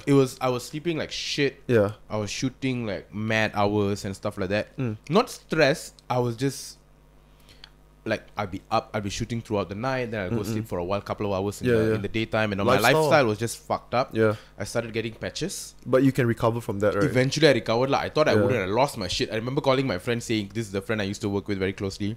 One day I just saw me, I was like, dude, I gotta take it chill, man. Yeah. I lost my shit. I thought I was balding. It went from the side somewhere. I'm like, Then fuck. you went and researched, like, I went and researched all this shit. Then I realized it was more like a lifestyle thing. Eventually it fucking grew back. hereditary, right, is the usual, the M shape from the back, but hereditary, you don't go backwards. Once it starts coming, it's done. Yeah, it's done. But that dude that I saw, right, I feel like his one is probably Lifestyle. it's lifestyle, but it was so bad until I don't think that was coming back already. Like, there's no coming back, man. Right. I don't know. Maybe it was hereditary. I mean, you were meant to see that, lah. It changed your life. Another thing, that I saw as well. I was doing real estate. This So you've done a bunch of different shit. yeah, recruitment, real estate. Oh, bro, I did door knocking. I think the more interesting ones was door knocking. So Door knocking, Yeah, which I go to. Sorry, I do business to business, and then after that I did B2C. Business to corporate. No, business to customer. Customer. Yeah, sorry, my bad. Yeah, B2B then B2C. Yeah. So business to business is go to each. They drop us in this town, right, in Melbourne. This town, and then you set up Wi-Fi device, right?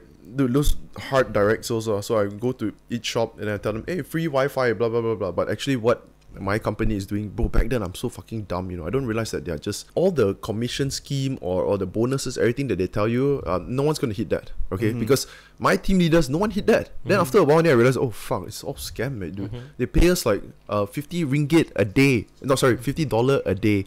8 hours, hard labor walking, then go and set up Wi-Fi device. So what they would do, like, eventually, those Wi-Fi devices that I help install in these restaurants, it could be a barber shop, it could be a pharmacy or what, right?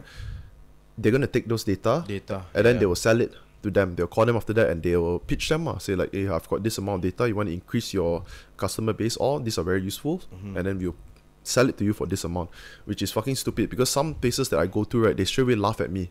Like the Asian ones, Asian shops, they laugh at me because they know there's no such thing as free in this world, okay? Yeah. Something I realized was, right, so let's say in that day I did 14 out of 15, I did 15 shops, right, where I have to set up the Wi-Fi device. It was in this town where it was majorly populated with Ethiopian people, right, a big amount, and Vietnamese people. I think it's half, if I'm not mistaken, apart from the white people. So 14 out of the 15 people were Ethiopians that laugh at your face. No, that didn't laugh. Okay, so I just assume that maybe they're not that business savvy, or maybe they're just more friendly and open. But I just think agents are maybe a bit more oblivious. Not oblivious. Sorry, they're a bit more skeptical. Yeah. Right? They know like, And they know that everybody's out there for themselves, lah. like bro, what the fuck? Someone comes to you and say free, Yeah. So they're all Ethiopians that I helped out. So the next job I did was direct sales. This one, set up solar panels. Okay. Right? I'll set appointments with the dude. They drop us in this suburb. It's housings. It's not shops. It's houses. I went to the poor neighborhoods. I went to the rich neighborhoods. That was very interesting because it's kind of like a bit nostalgic from what you watch on TV growing up and all, right? Going It's to like people's houses and doing exactly things. like that, bro. And everything is like very online and shit these days, right? Yeah. So Yeah. I see like the poor neighborhoods, right? They've got beer bottles, all cigarette butts everywhere in the front lawn.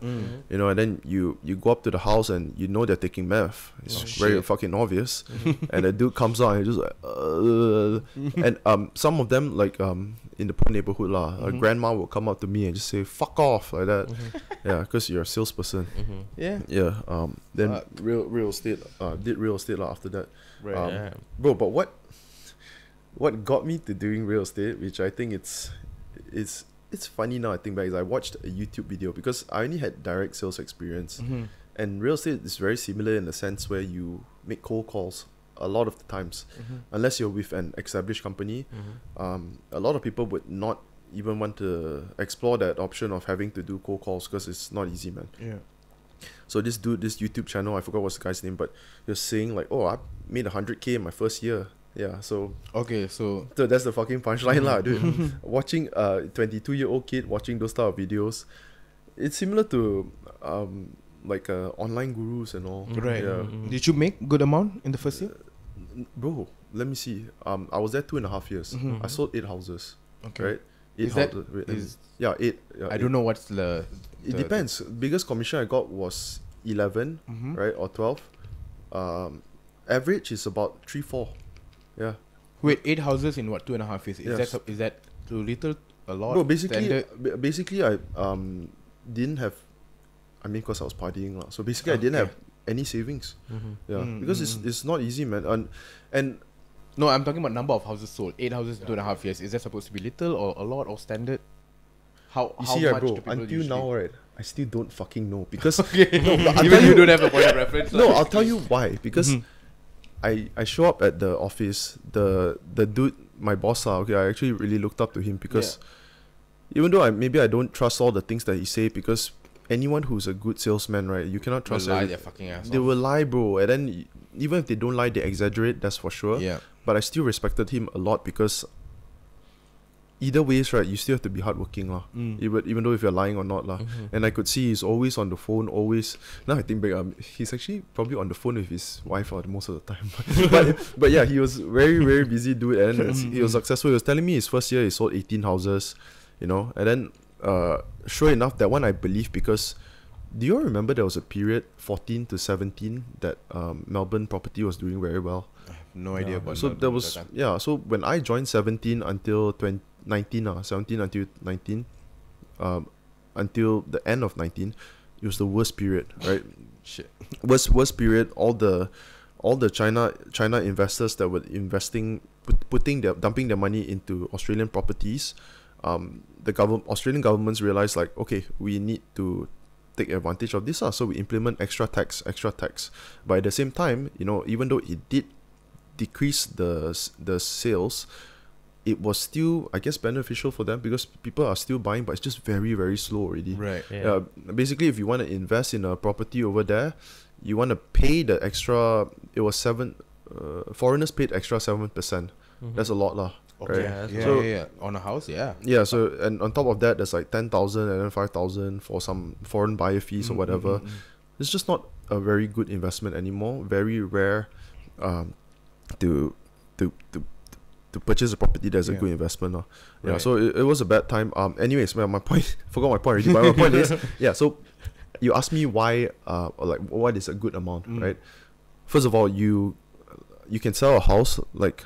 When you're in this type of industry, right, you get the stock list. You can see this apartment. Okay, you sell 800,000 room, Square feet. yeah, 800,000 unit, which is just normal 2 bedrooms. This is in the city, that's very expensive.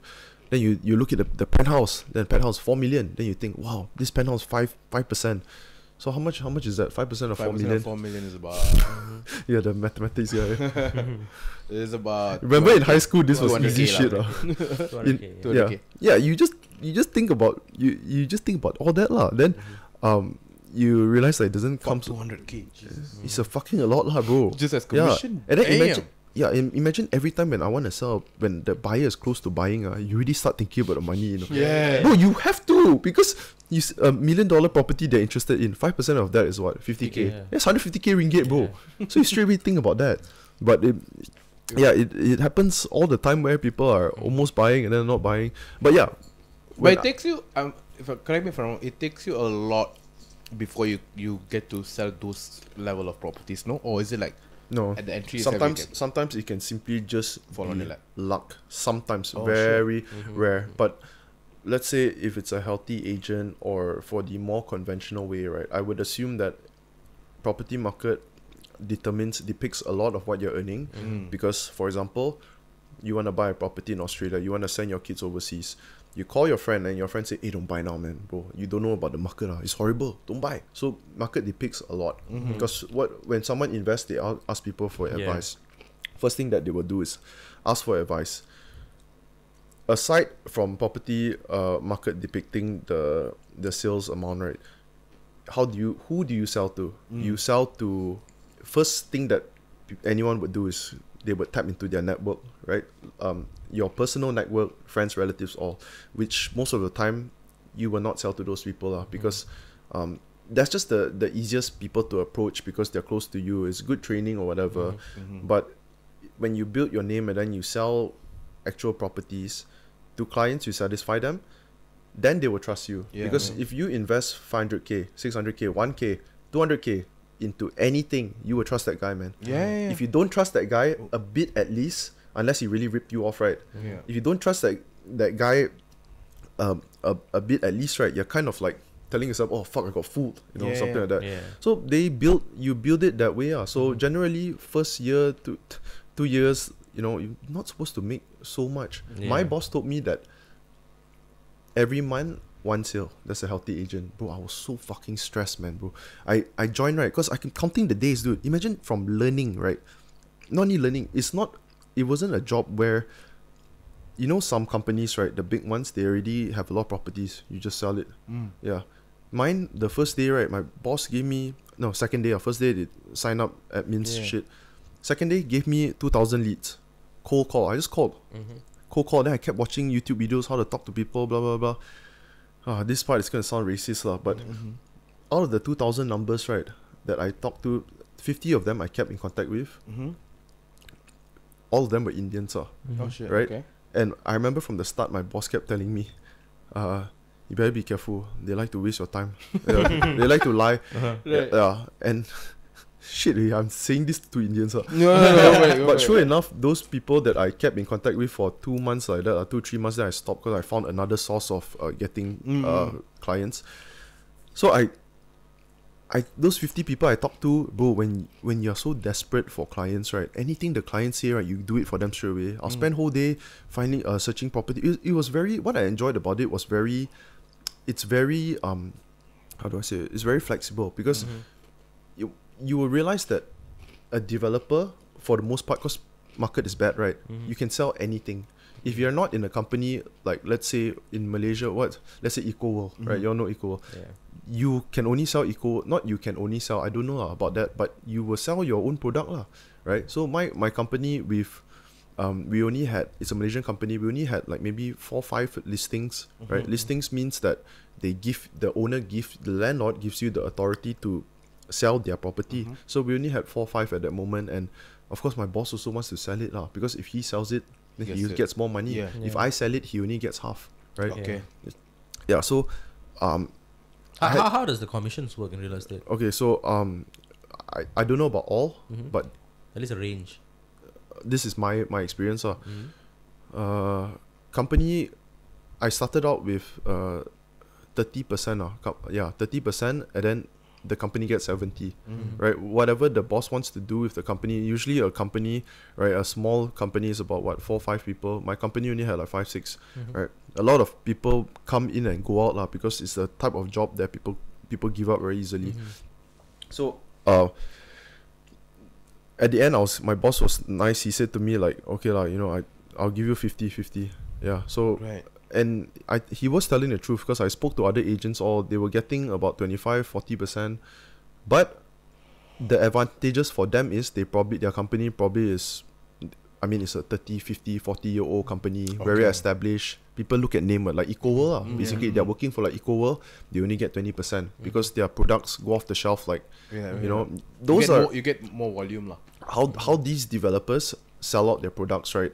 They build a database over years and years, 20-30 years, you know, and then maybe their children also looking for new property. So the moment they release a new project, they're already launching. Sorry, they're already like shooting out all these emails. Like deeply into the whole thing already lah.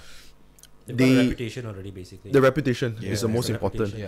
So I was getting 50 and 50. I think I was lucky, but so 50% is half, you know. No, 50% of the commission. Okay, so he takes another 50%. Yes, So let's say I got 12,000. That one, I got let's say if the commission I got 12,000, property was about 900,000 plus.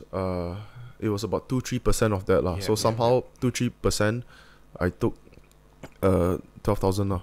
Just somehow. 2-3% was your cut, not the entire. 2-3% is the commission that the developer set. For the agency. So we are the agency, we sell it, so I split with my boss. You split that 2-3% lah. So you get about like 1.5. And then you realize that it's also very sneaky and dodgy business, because you cut off the middleman. How to cut off the middleman if you're a buyer? So now that I've been in the industry, I realize like, fuck man, why go to an agent? The developer is looking for money. He's looking to sell his products. I call the developer straight. I don't have to pay that 5% that the developer is. It's not like you need connection. What you don't. You just use the number and call them. That's what people should do lah. But that's why it's very funny, man, because there's fuck ton of agents everywhere. And I would say it's a very saturated market. It is. Yeah. I guess because for a lot of people, it's like when some people, they have enough money and they got enough shit on their plates that I know I can save money by doing this. Yes. But I got better things to do with my time. Yes. And I want this shit handed to me on a platter, and I don't mind paying that 5% premium to it. So that's the difference lah. That's why agent referrals are so important, because if that's your mindset, right, you want to save time, you don't have time for this, you wouldn't just approach a random agent, because it's very risky. You need a friend that has bought 4 or 5 properties, correct. Few friends that bought from the same guy. So that's what I realized, like how healthy agents that stay in the business for a long time, they that's how they maintain through what do you call that, close referrals that they have good relationship with. So that 1 year, not 1 year, sorry, 2 years that I was in that company, right, had at least 5-6 different agents come and go. I was the only one that stayed, right. There was admin, property manager. They are fixed pay. Mine is all commission based. So its turnaround is quite high. So those people that came and go, right, bro. The reason why, when you asked me just now, wow, this point is taking 10 years. no, okay. Bro, just guess how long we've been talking. How long? 1.5 hours, bro. Oh, what the bro, what the fuck? I told myself maximum is 1.5 hours. Okay, I like how we are going towards real estate. No, after this, I want to ask you about personal trading also. Okay. Fuck, man. Okay, so the 5 agents that came and go, 5-6 agents that came and go while I was there, I speak to them. It's a China dude. They were from previous company, and I talk to them. They say like, oh, last year I sold 20 properties, or it's just all these type of things. Then after a while, I realized that it's fucking bullshit. Everyone is bullshitting, okay? They want to show themselves as a they probably learn from their upper, you know. If the nature of the business is like this, people you hang around also is talking bullshit, then maybe you start to adopt those sort of habits. So not only that, I meet other agents not in my company, and they would say the same shit. Like, oh, it was a bad year, but I still managed to sell 10 properties. Like, bad year? 10 properties is...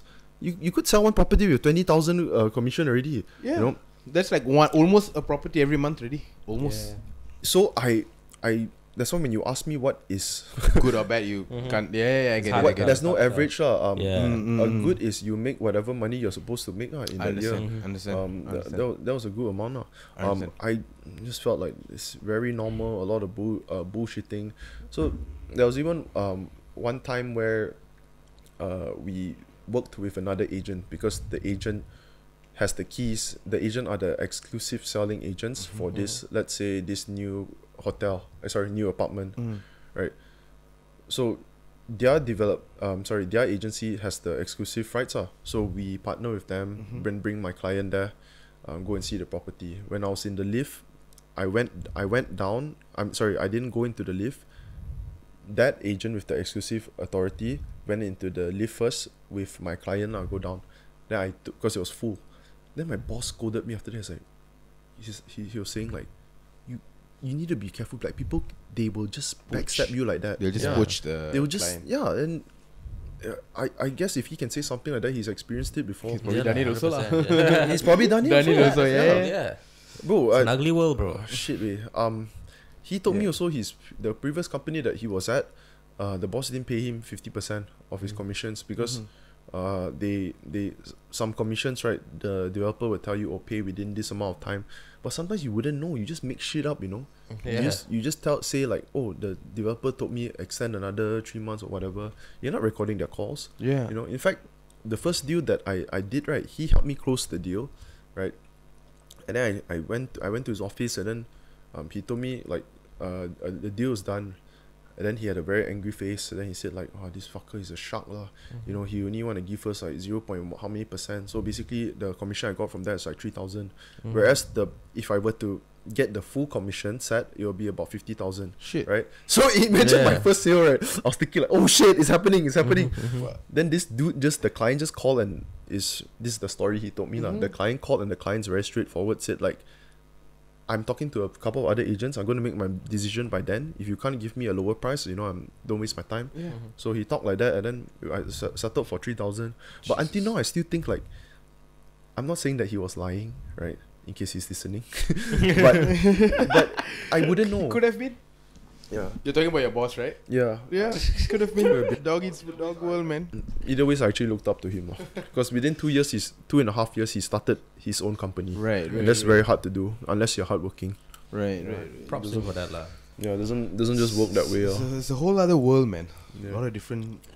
Pretty interesting. Yeah. Pretty I've interesting. always been curious about real estate and shit. Have you guys done any direct sales, like apart from your business now? No, I've just, to be honest, it's not a good thing, I think, but this is all I've done. It's not not a good thing that you. Of course, the experience is good. Yeah. This is all I've done, except when I used to work with my dad. He has a wiring company. Yep. So we do like housing and shop lot construction. Not construction. He does the electrical Any works. properties Electrical works lah. So I used to like go there, do hard labor lah, like wiring. but not the sales stuff like aspect. that. No. So I used to just be like after SPM, after PMR, go and like fucking put in cables and stuff like that. It's true what they say. In most fields, I guess, in general, you're gonna be doing sales. Like right now, whatever you're doing is all sales as It's well. all sales, yeah. True. It's all All sales. sales, Yeah. especially what you're doing also is also definitely sales. Sales, yeah. Sales in respect to because of course I make content and all, but to make money I have to You have to pitch it out. pitch it You out gotta to sell people. yourself. Yeah. Hey, guys, let's talk about. After this, then we talk about your personal training. So after let's talk about marketing these days, because you guys work with brands. You guys work with you do the marketing for people. Yeah.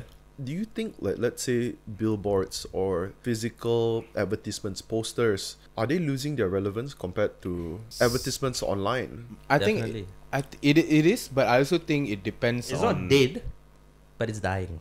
You know what I mean? Do you guys happen to know the numbers of its costs, like compared to digital marketing? I think it used to be cheaper, but now obviously because not many people are opting for it, they have to reduce their prices lah. They have to. They can't charge like they used to. But I do think it's brand and product specific though, and I also think it serves a different purpose. What serves a different purpose? Like billboards and your your thing. physical and your digital ads is very different. It's different because there is brand awareness. Yes. And then there's actual directing towards sales. I don't know what's the exact term for it. Like, it basically leads for sales, I guess. Yeah. So the brand awareness part, billboards and all, still helps. Yeah. Just seeing the brand there, just seeing that it's Top of the mind awareness. Yeah, correct. That's But about it. so It's not it's not, you see, if it's only digital, it still works. But you couple that with, strategic sort of billboards and stuff like that, it makes it better. But if your brand is not going to really improve with brand awareness, it's just more towards direct just sales, then I don't think this matters. Just go digital lah. So let's say if you're an SME, right, startup company, you're most definitely going to go with digital marketing, right? Yeah. Because it doesn't make any sense to pay for fucking billboard, right? Yeah. I like to think a bit like this. So imagine if you're driving down, let's say, LDP highway, right? And The digital boards. yeah, then you want to do an advertisement for, let's say, Your Next. Right? Your Next wants to do an advertisement. Okay. As in the badminton. No, I mean the MMA Your Next. No, don't Okay. have, bro. I'm kidding. Okay. I wouldn't know. You could fucking lie your ass off. Yeah, I wouldn't could know. also. But so let's say Your Next wants to do an advertisement. How you count the reach, right, is literally cars passing through, estimate of people in the car, the demographics, the interest levels, the people who are interested, the age, whatever.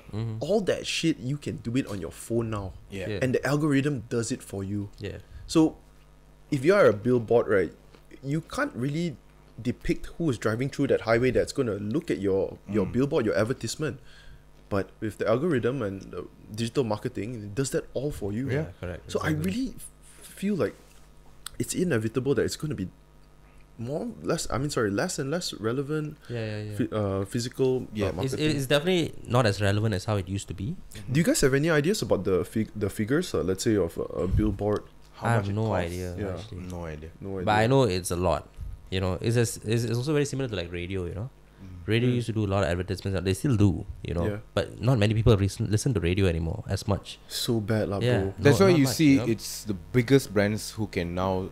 For them, it's like they got so much money that it covers everything. Yeah. They for them, it's like, I know we probably can do without the billboards, can just go digital, but They have the we have the luxury. money. Let's Yeah. cover every single aspect. That's of why it. it's big brands. It's only lah. the big It's the brands. It's big your brands. Nestle's. Yeah.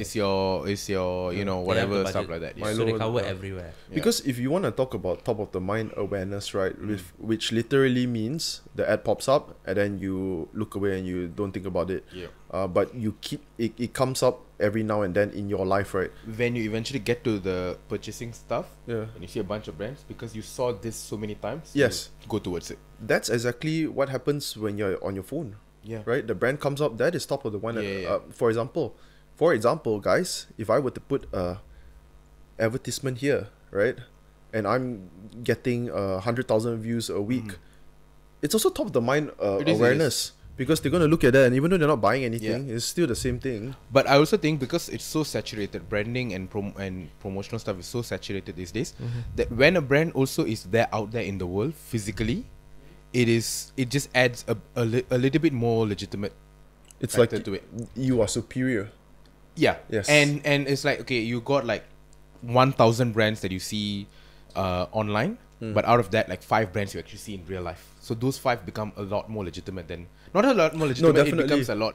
Yeah, so those who can afford it, it does serve a benefit. It's not a do or die sort of benefit, but it does push you, it does edge you slightly beyond the competition lah. Do you think most people have this sort of perspective where I know I definitely do, where if I see the advertisement in my phone on Instagram or Facebook or what, and I see it in person, I think, the brand, immediately I think, the brand in person that's definitely a good brand. Yeah.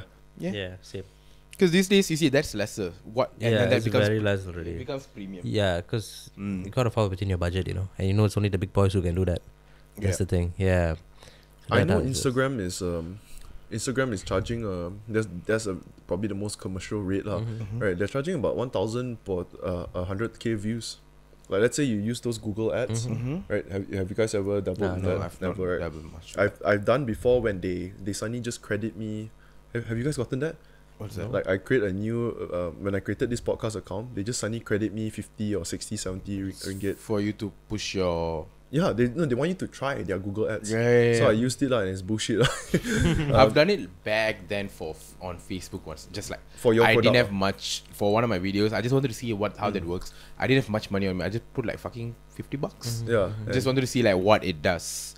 And it said lah that I got some non-organic reach and shit like that, but it wasn't, unless you're pumping in like 4 or 5 figures into it or more. No need that lah. You have No, to like that's right. So you have to be a corporate who's pumping in 4, 5, 6 figures into it. Then it makes sense. And also apart from pumping in the 4-5K, right, you Figures, not just K. 4 or 5 figures of apart from pumping that in, you need someone that is handling the commercial, that knows how to go down to the details of analytics, whether it's effective, all that. Correct. Yeah, it's not just the money. Yeah, I'm sure there's a lot of companies that just they have people that work with them that they're not young people, probably in their 40s, and then they just suggest like, hey, why don't we just do this digital marketing and then waste money? Yeah, Sure, a lot lah, bro. At the end of the day, I think if you can tap into, if you can get fucking good content and then also let it play nice with the algorithm, where the brand, the platform itself is pushing it,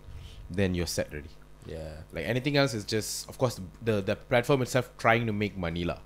But if you really just hit the content and the algorithm in the right way, right, then it's like jackpot already lah. And that is genuinely something that is evolving a lot. Yeah. And nowadays a lot more. Everything is community driven. Sorry? They're very community driven.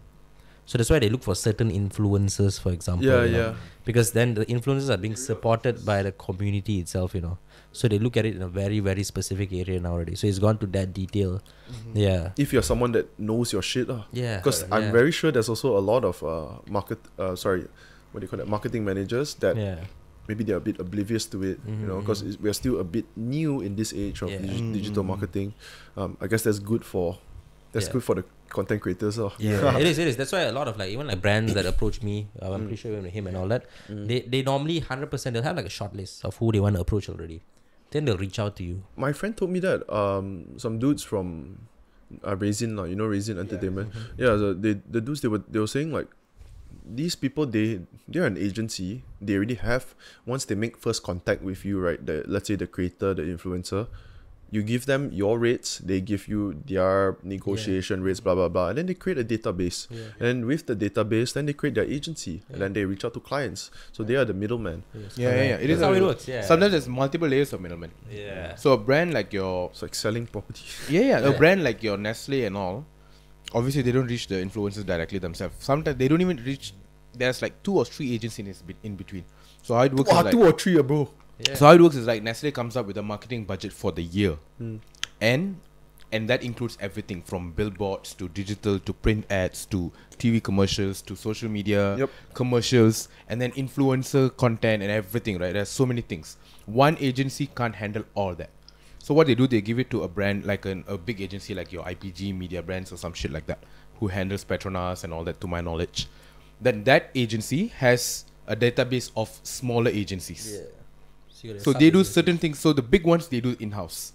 So TV commercials. Okay, like Petronas ads, like your Raya ads, your Deepavali ads and all that. So they will then directly, so Petronas, let's say, so I'll switch to Petronas. Petronas to the IPG Media Brands or whatever. That's the agency they used last time, I know. The big boys, which is TV commercials and shit like that, which is like per commercial is like in the millions or few hundred thousands. Are TV commercials big boys? These days, you know what I'm saying? It is, dude. Yeah. The It budget still is is, still 6 or 7 figures The budget, for but the this. views is a different story already nowadays. But again, for them, it's because they still cut a digital from the TV commercial, they cut a digital side, right. So they just do the entire thing, right? So they approach a production house directly, right? But then the smaller things like influencer content or digital, like a YouTube ads and shit like that, that agency will approach a smaller agency, and then that agency will specialize in influencer marketing. So then they will do the influencer marketing. Then they'll approach a separate agency to do like small commercial shoots. Dude, it's for just YouTube. So it's giant a whole ass fucking pyramid, network. bro. Yeah. It's a whole ass network. Yeah. So the biggest pretty brands, if you're an influencer or a content creator who's working with one of the biggest brands, if you think the brand knows you, no. Yeah, they don't An know you agency knows you, Yeah. who knows another agency, who then knows the brand. So let's Yeah. say if you are a brander, right, and you have the budget, what you would do ideally is just hire this person that is your marketing manager, and she does not work. Ideally, to save money, you would cut out the agencies, just reach out to influencers directly. Yeah. But that is also gonna take more time costlier. Yeah, that's the thing lah. You see the agencies, because the why it works is that they have a existing database lah. They have an existing database. They have existing rate cards and all the shit. They've done the research. They got engagement rates from each influencers and this and that. Who specializes in what. So when you need to like, okay, I have a campaign. I just came up with this product, and this product launches in 3 weeks from now.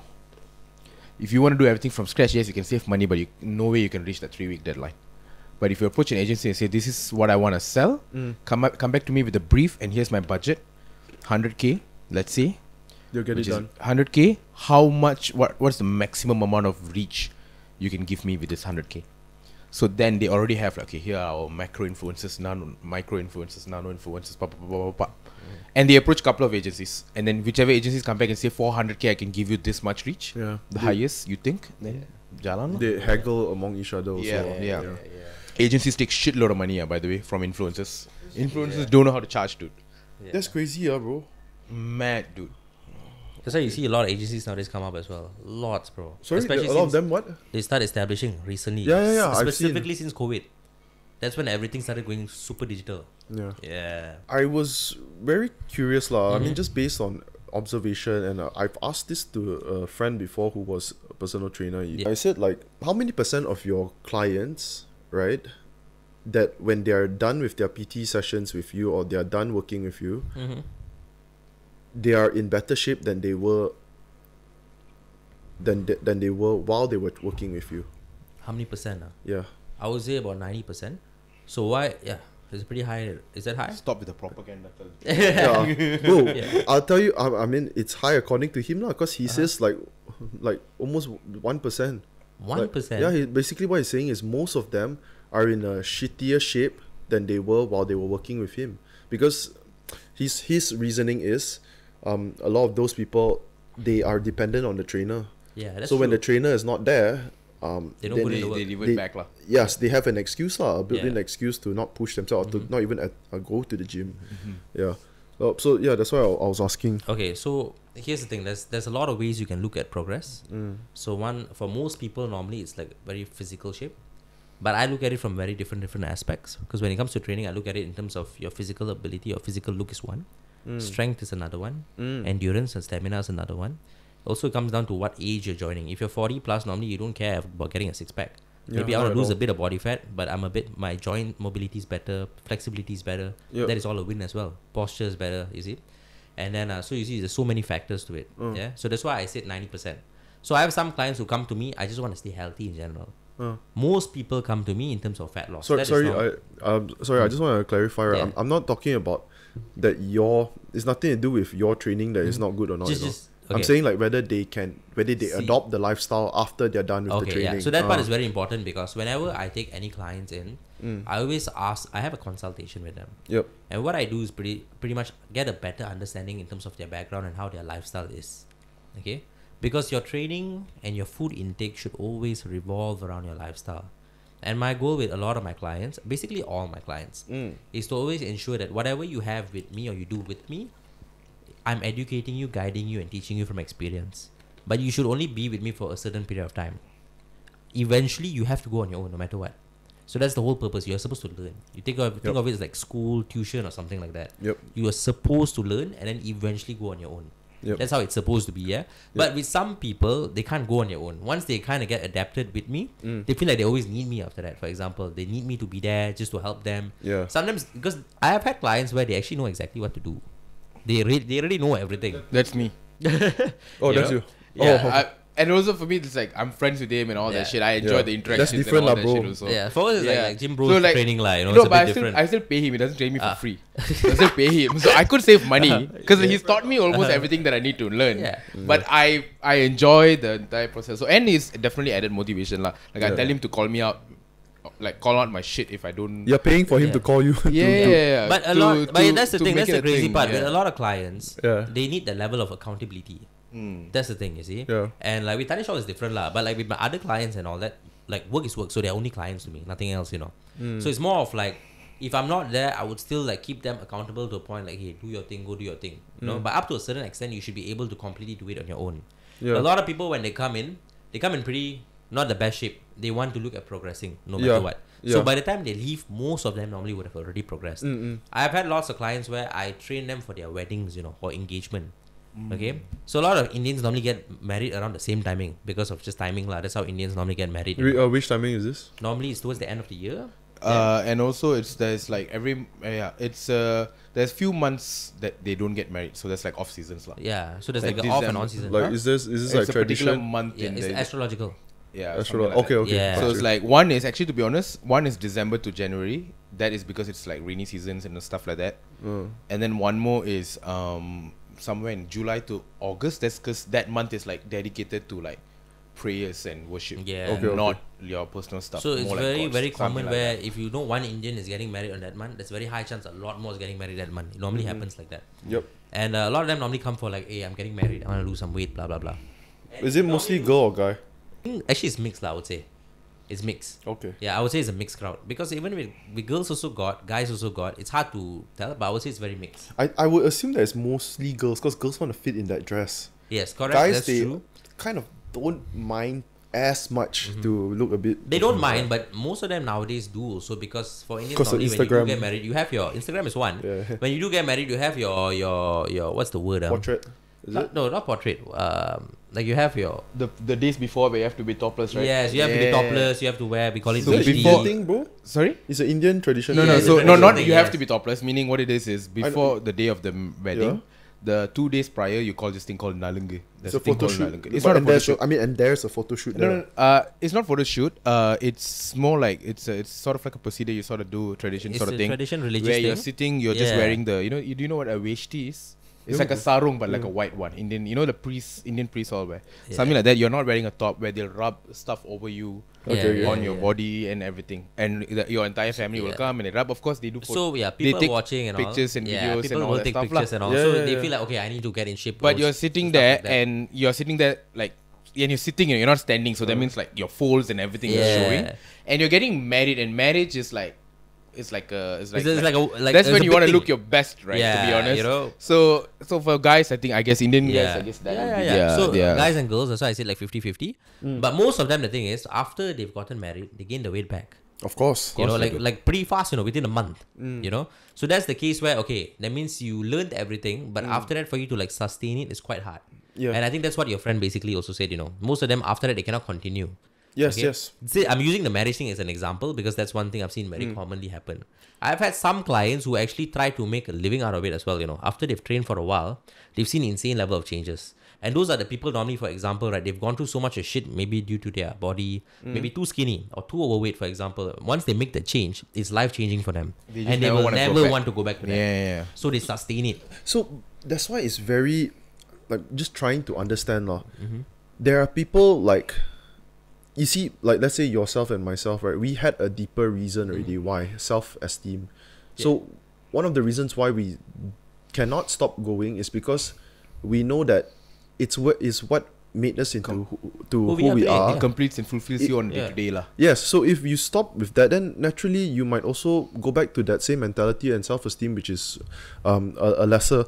So like a lot of these people, what is the reason that they are not motivated to maintain it after that? If you can try and For me personally, I think if So you know different, right? why, it's very different with everyone. That's the thing. yeah. Because everyone is on their own journey, But Yeah. if you know your whys, or if your Yeah. why is strong enough, then you know how to do it. That's how a lot of people start off normally. So starting is hard, but staying or consistent on it is even harder, Get it? If I And may, for you- right, I think I'm that type where Yeah. I don't work out because it makes me feel a certain type of way. I work out purely just because of the Aesthetics. results that I want. Yeah, aesthetics Yeah. and stuff like that. Yeah. Because I get my fulfillment or I get my whatever that let's say you get from working out Yeah. with other stuff, which is my work and my Okay. content creation, stuff like that. So for me, it's like there's higher chance, and I've done this a few times where I've gone through a phase of like very rigorous training and all that stuff, losing weight and all this. I went from like, at one point I just did weight loss. Like I wasn't putting on muscles. Like I went from like 90 all the way to 75 and 70. It's still a lot of discipline and commitment. Yeah, and I do because I'm chasing after a goal, thing, right? And that was during COVID, so I couldn't do much of my work stuff. Yep. So I focused more towards this all that. And then COVID ended. My work came back in full flow and actually way more than before. And I found so much fulfillment and satisfaction there that I enjoyed how I looked, but I also just eventually, I think, you know what, I look good, so I started eating back normally. I wasn't working out as often. I put back the entire 20 kg and more. I went back up 25 kgs. Damn. Yeah, I went up to like 94, 95. I started 90, 70. What's your weight now? Down to 70. I'm 86-ish. Okay. Then I went back all the way to 95. Because for me, I don't find, like of course, when I work out, I feel good about it. But I don't, to this day, I don't think I would say like, oh, if I don't work out, I feel like shit. I don't think I've ever been like that. I do feel guilty after a while. It's very different way. So that's the thing. Because some people feel like, I do feel guilty after a while now. Like for example, like when there's not a single part of me that is sore anymore, and I feel a bit like how to say, like flabby a bit or whatever, like just a little bit, or feel just a bit more heavier, then I'd be like, hey shit, no, fuck off. I need to go back and feel, you know, like fit. Feels like I feel like I need to feel my body like tighter and like sore somewhere. I need to be sore somewhere. That's why I'm also, like, I've talked about this also with my friends, and I think like the why is so different, you know, because when it comes to self-esteem and developing your character, especially in the adolescence years, right? Yeah. Like me and Kirtan is you cannot let go of that because it made you into that that person, or you for me, matured with that. For me, with I think me being the different approach is that for me, what is that my work does that for me. Got you. I enjoy my work so much that right, even if I'm not doing anything, that's when I get depressed. So the same shit that you feel with the workout, I feel that with my work. Yeah. If I'm not creating, if I'm not being productive, right? In terms of working out, for me, as long as I am at the aesthetics or the way that I look that I want, acceptable to yourself. And if I if I'm not, if I don't have to work out ever and I just get to be like that, then I don't wanna. Then I don't wanna bother working out. But if let's say I still feel like I'm putting on back weight, then I'm like, shit, I need to get back to how I look, because, and for me it's like, because I do acting and stuff like that, so I want to look a certain way as well. So something like that. I wouldn't say I don't hate the process, but I wouldn't say I'm addicted to the process of like working out and stuff like that. That's why I have more chances of falling off, and I guess people like me who find their fulfillment in other aspects find more chances of falling off lah. That's a very good answer. Because I've had a lot of friends that would, I know that they can do it because they're the type, they take 3-4 months and then they can get into decent shape, and then it'll just another 3-4 months or 1 year just going off it. And then at the same time, they're always like, they would send me photos of people that they look up to. I want this body. Then in my mind, I'm thinking like, then how do you stop? How did you let yourself stop if you were already on the way there? So I don't know, man. I think it's very, very individual. It's a very individual thing. It's a very personal thing. It's a personal experience kind of thing. What do you think about diets? Because when people tell me like, they need to go on this diet, right, I straight away tell them like, your diet is only for that moment. You can't be on a diet forever. If you don't adopt the lifestyle of enjoying the gym, the process and all, right, it's never gonna stay. What do you think about that? No, I agree 100%. That's why I said just now, your diet and your training has to revolve around your lifestyle. Because everyone has very different lifestyles, you know. Yeah. Some people like partying once a week, you know, for example. So how do you get that to revolve around that? Some people, they like having a stricter diet, for example, because they want a routine to follow instead. I'd rather be disciplined. I look at it like that. Some people, I want to compete in a bodybuilding show. Completely different. So you have to approach like a 12-week diet, like a strict kind of shit, you know. So it depends on the person. High efficiency sort of thing. But if you're more of like, for me, for example, right, myself, I'm more of like, I just want to look aesthetic. I want to look good when I'm on the beach, take my shirt off, look good for my girl, that kind of thing, you know. And for myself specifically, I'm pretty chill like that. So I want to approach a lifestyle, and I love food. I'm a foodie, and I'm Malaysian, like, I have to eat all my good food. That's the best part, right? Yeah. So it's more of like how you mix and match everything. So I get the best of both worlds, where I'm strict to a certain extent. If I have a photo shoot coming up and all, I know when to have the level of discipline to basically cut out certain foods. If I'm doing my day-to-day stuff, I know how to basically mix and match in terms of my diet, where I still enjoy a good amount of food.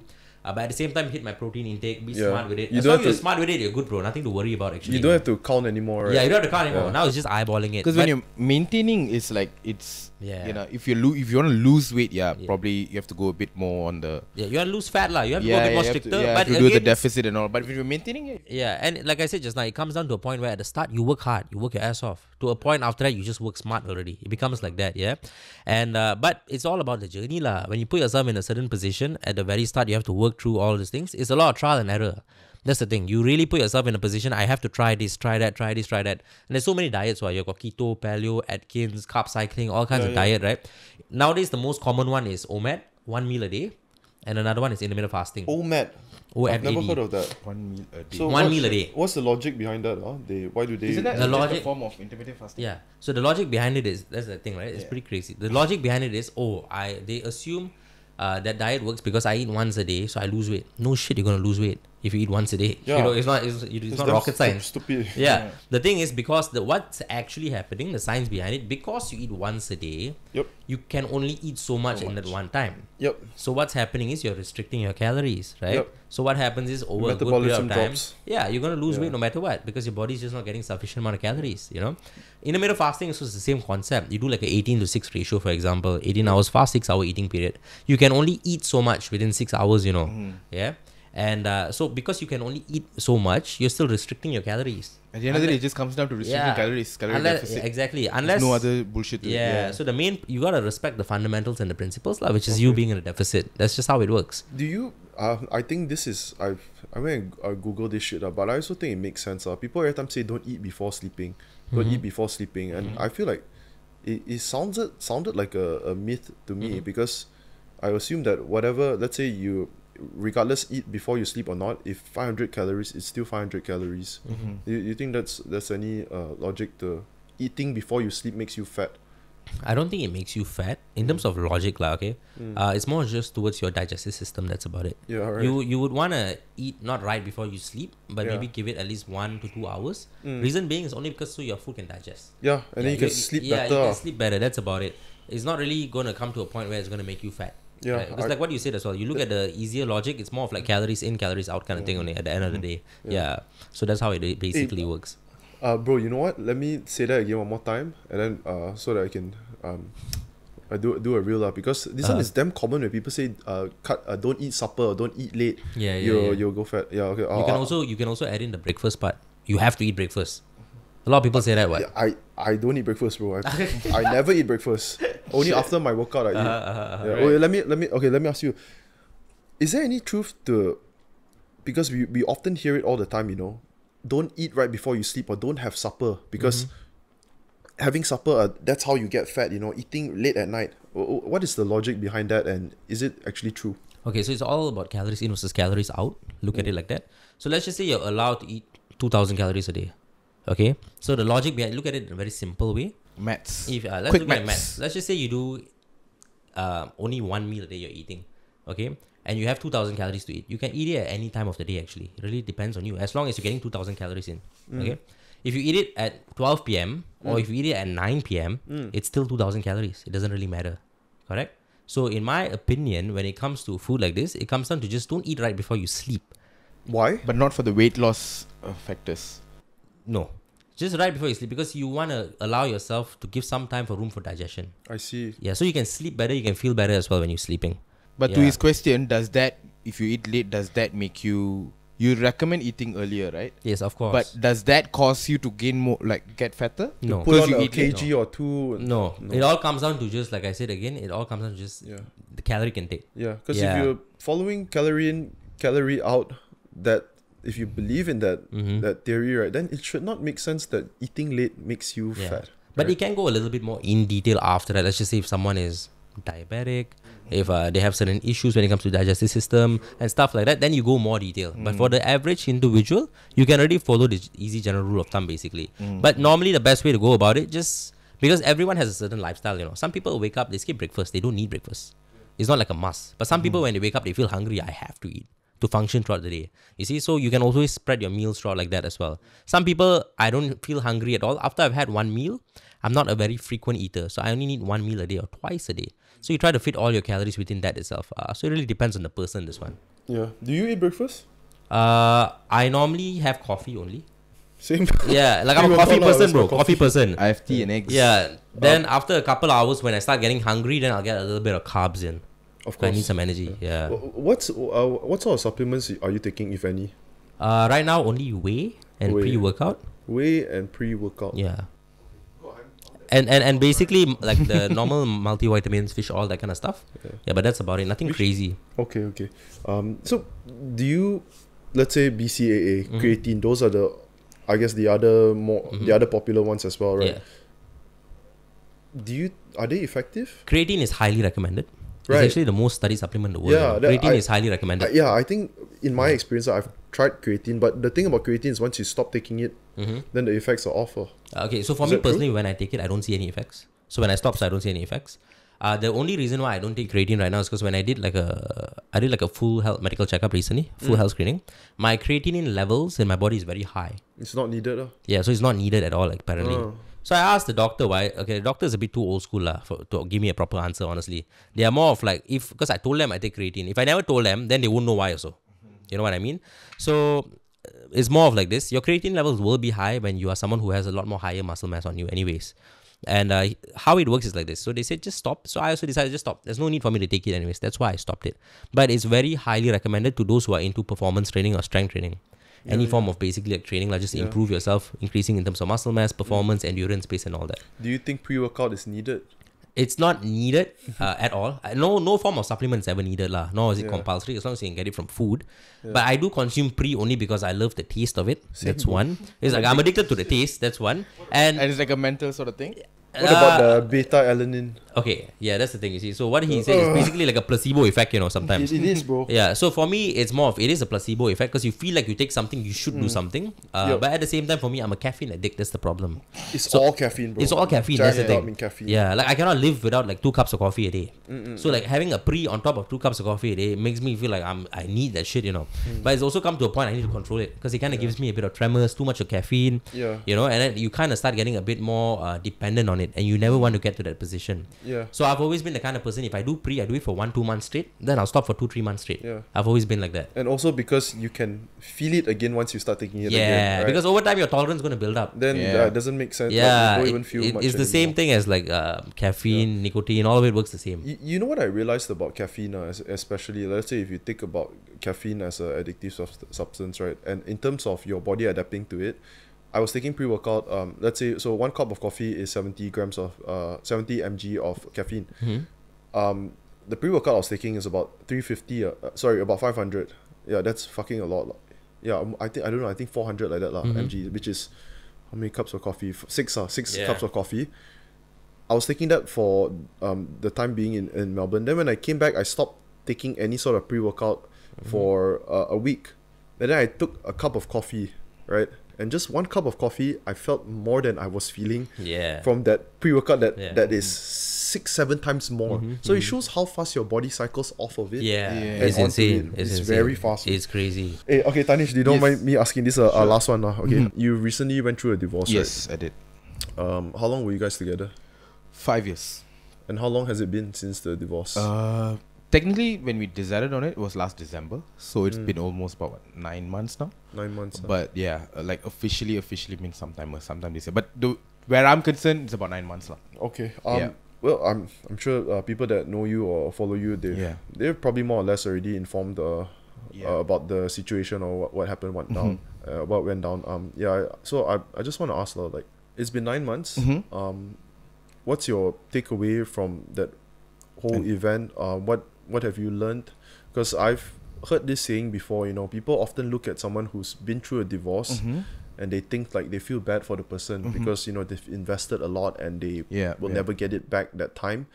But at the same time, you get to experience something that many people never do, which is getting out of a marriage. Correct. And so what's your takeaway? For me, the way I see it, I'll never see it as time put in that I'll never get back. Meaning, I'm assuming they're talking about like 5 years of marriage. That's like time. They feel like because it got divorced, it's time wasted. I don't see it that way. Okay. That 5 years has, in a very simple words, very cliche terms, has made me who I am today also.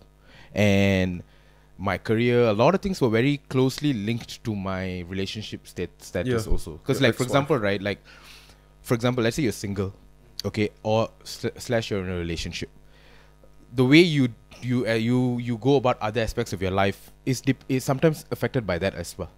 You know what I mean? Like, let's say you're in a committed... Of course, a lot, bro. Yeah, like, let's say it's in a committed sort of like nice relationship and all that stuff. You're not out there trying to like text like 10 girls or this or that. Like, you know, there's a lot of aspects of it all. Like, I remember when I was single... that muscle memory. No, I remember when I was single, I'm like, if I spend, let's say, like, if I can spend 8 hours working, right? When I'm in a relationship, I can, let's say, spend 8 hours working. But like when I'm single, like half the time my mind goes off like is this girl texting me? Is that I'm talking, like, you know, that kind of shit. A lot of stuff is not just this love, but of course, being married, having that, you know, being in a relationship, all the stuff, the stability, and all that, the support, that's pours into other aspects of your life, like your career and a bunch of other stuff.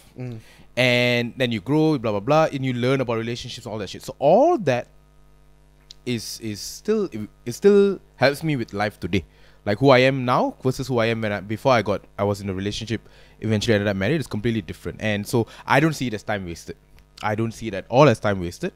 And I'm actually kind of glad that I'm 28. At the age of 28, not that I would like to have not been divorced, but the fact that I got all this life experience at this age, I see it as something valuable rather than like, oh, why did it have to happen to me? Agreed. It's a very positive way to correct. I see it as like, things, to be honest, to one of your very first questions in this podcast, why we started the podcast. I felt like for someone my age, I had slightly more experience than the average person my age. Of course.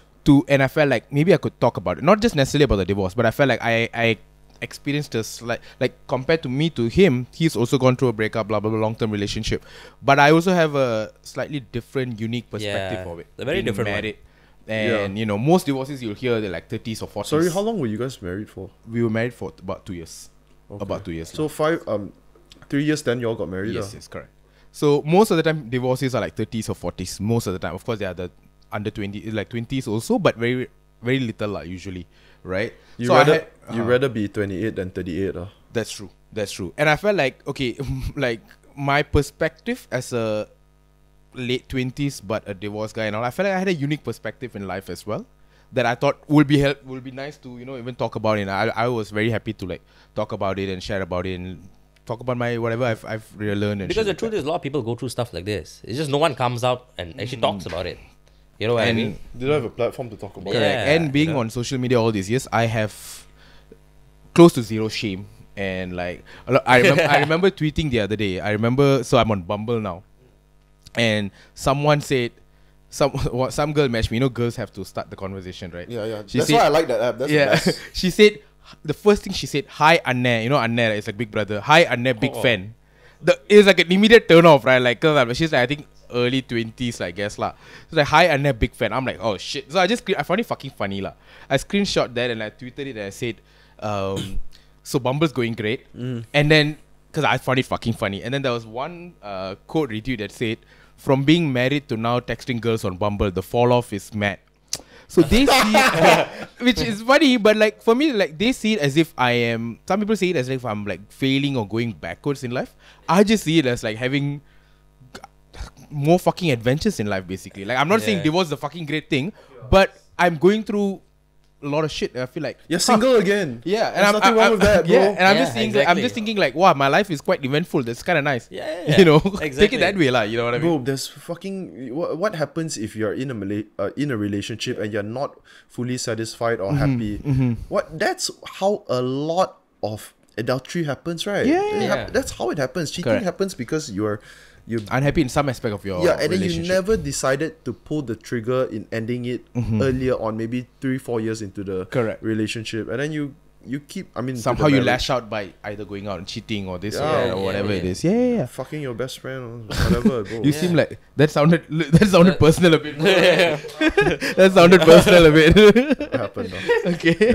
Yeah. But that's how I see it, like, basically. Correct. Yeah. Yeah. Okay. I think we're done, bro. All right. Yeah. This Fucking is a long, long yeah. one. That was nice. I think we covered a very, very variety of stuff, man. I quite enjoyed that. Do you cut down your episodes? I used to at the start, like let's say 2-hour episode, I can cut until 1 hour 10 minutes. But then you don't have the patience for it, right? Nowadays, no, it's not. I don't have the patience. Mm-hmm. It's because when you do more and more podcasts, right, then more of the topics all become relevant. It's not cuttable, what I'm saying. Correct. I can cut it if I'm very picky, Yeah. But I will assume this one also. There's not much things that. I mean, and the flow was pretty good. Correct, and it loses the natural flow of stuff. But Correct. to those people that actually listen, they will listen to the whole thing.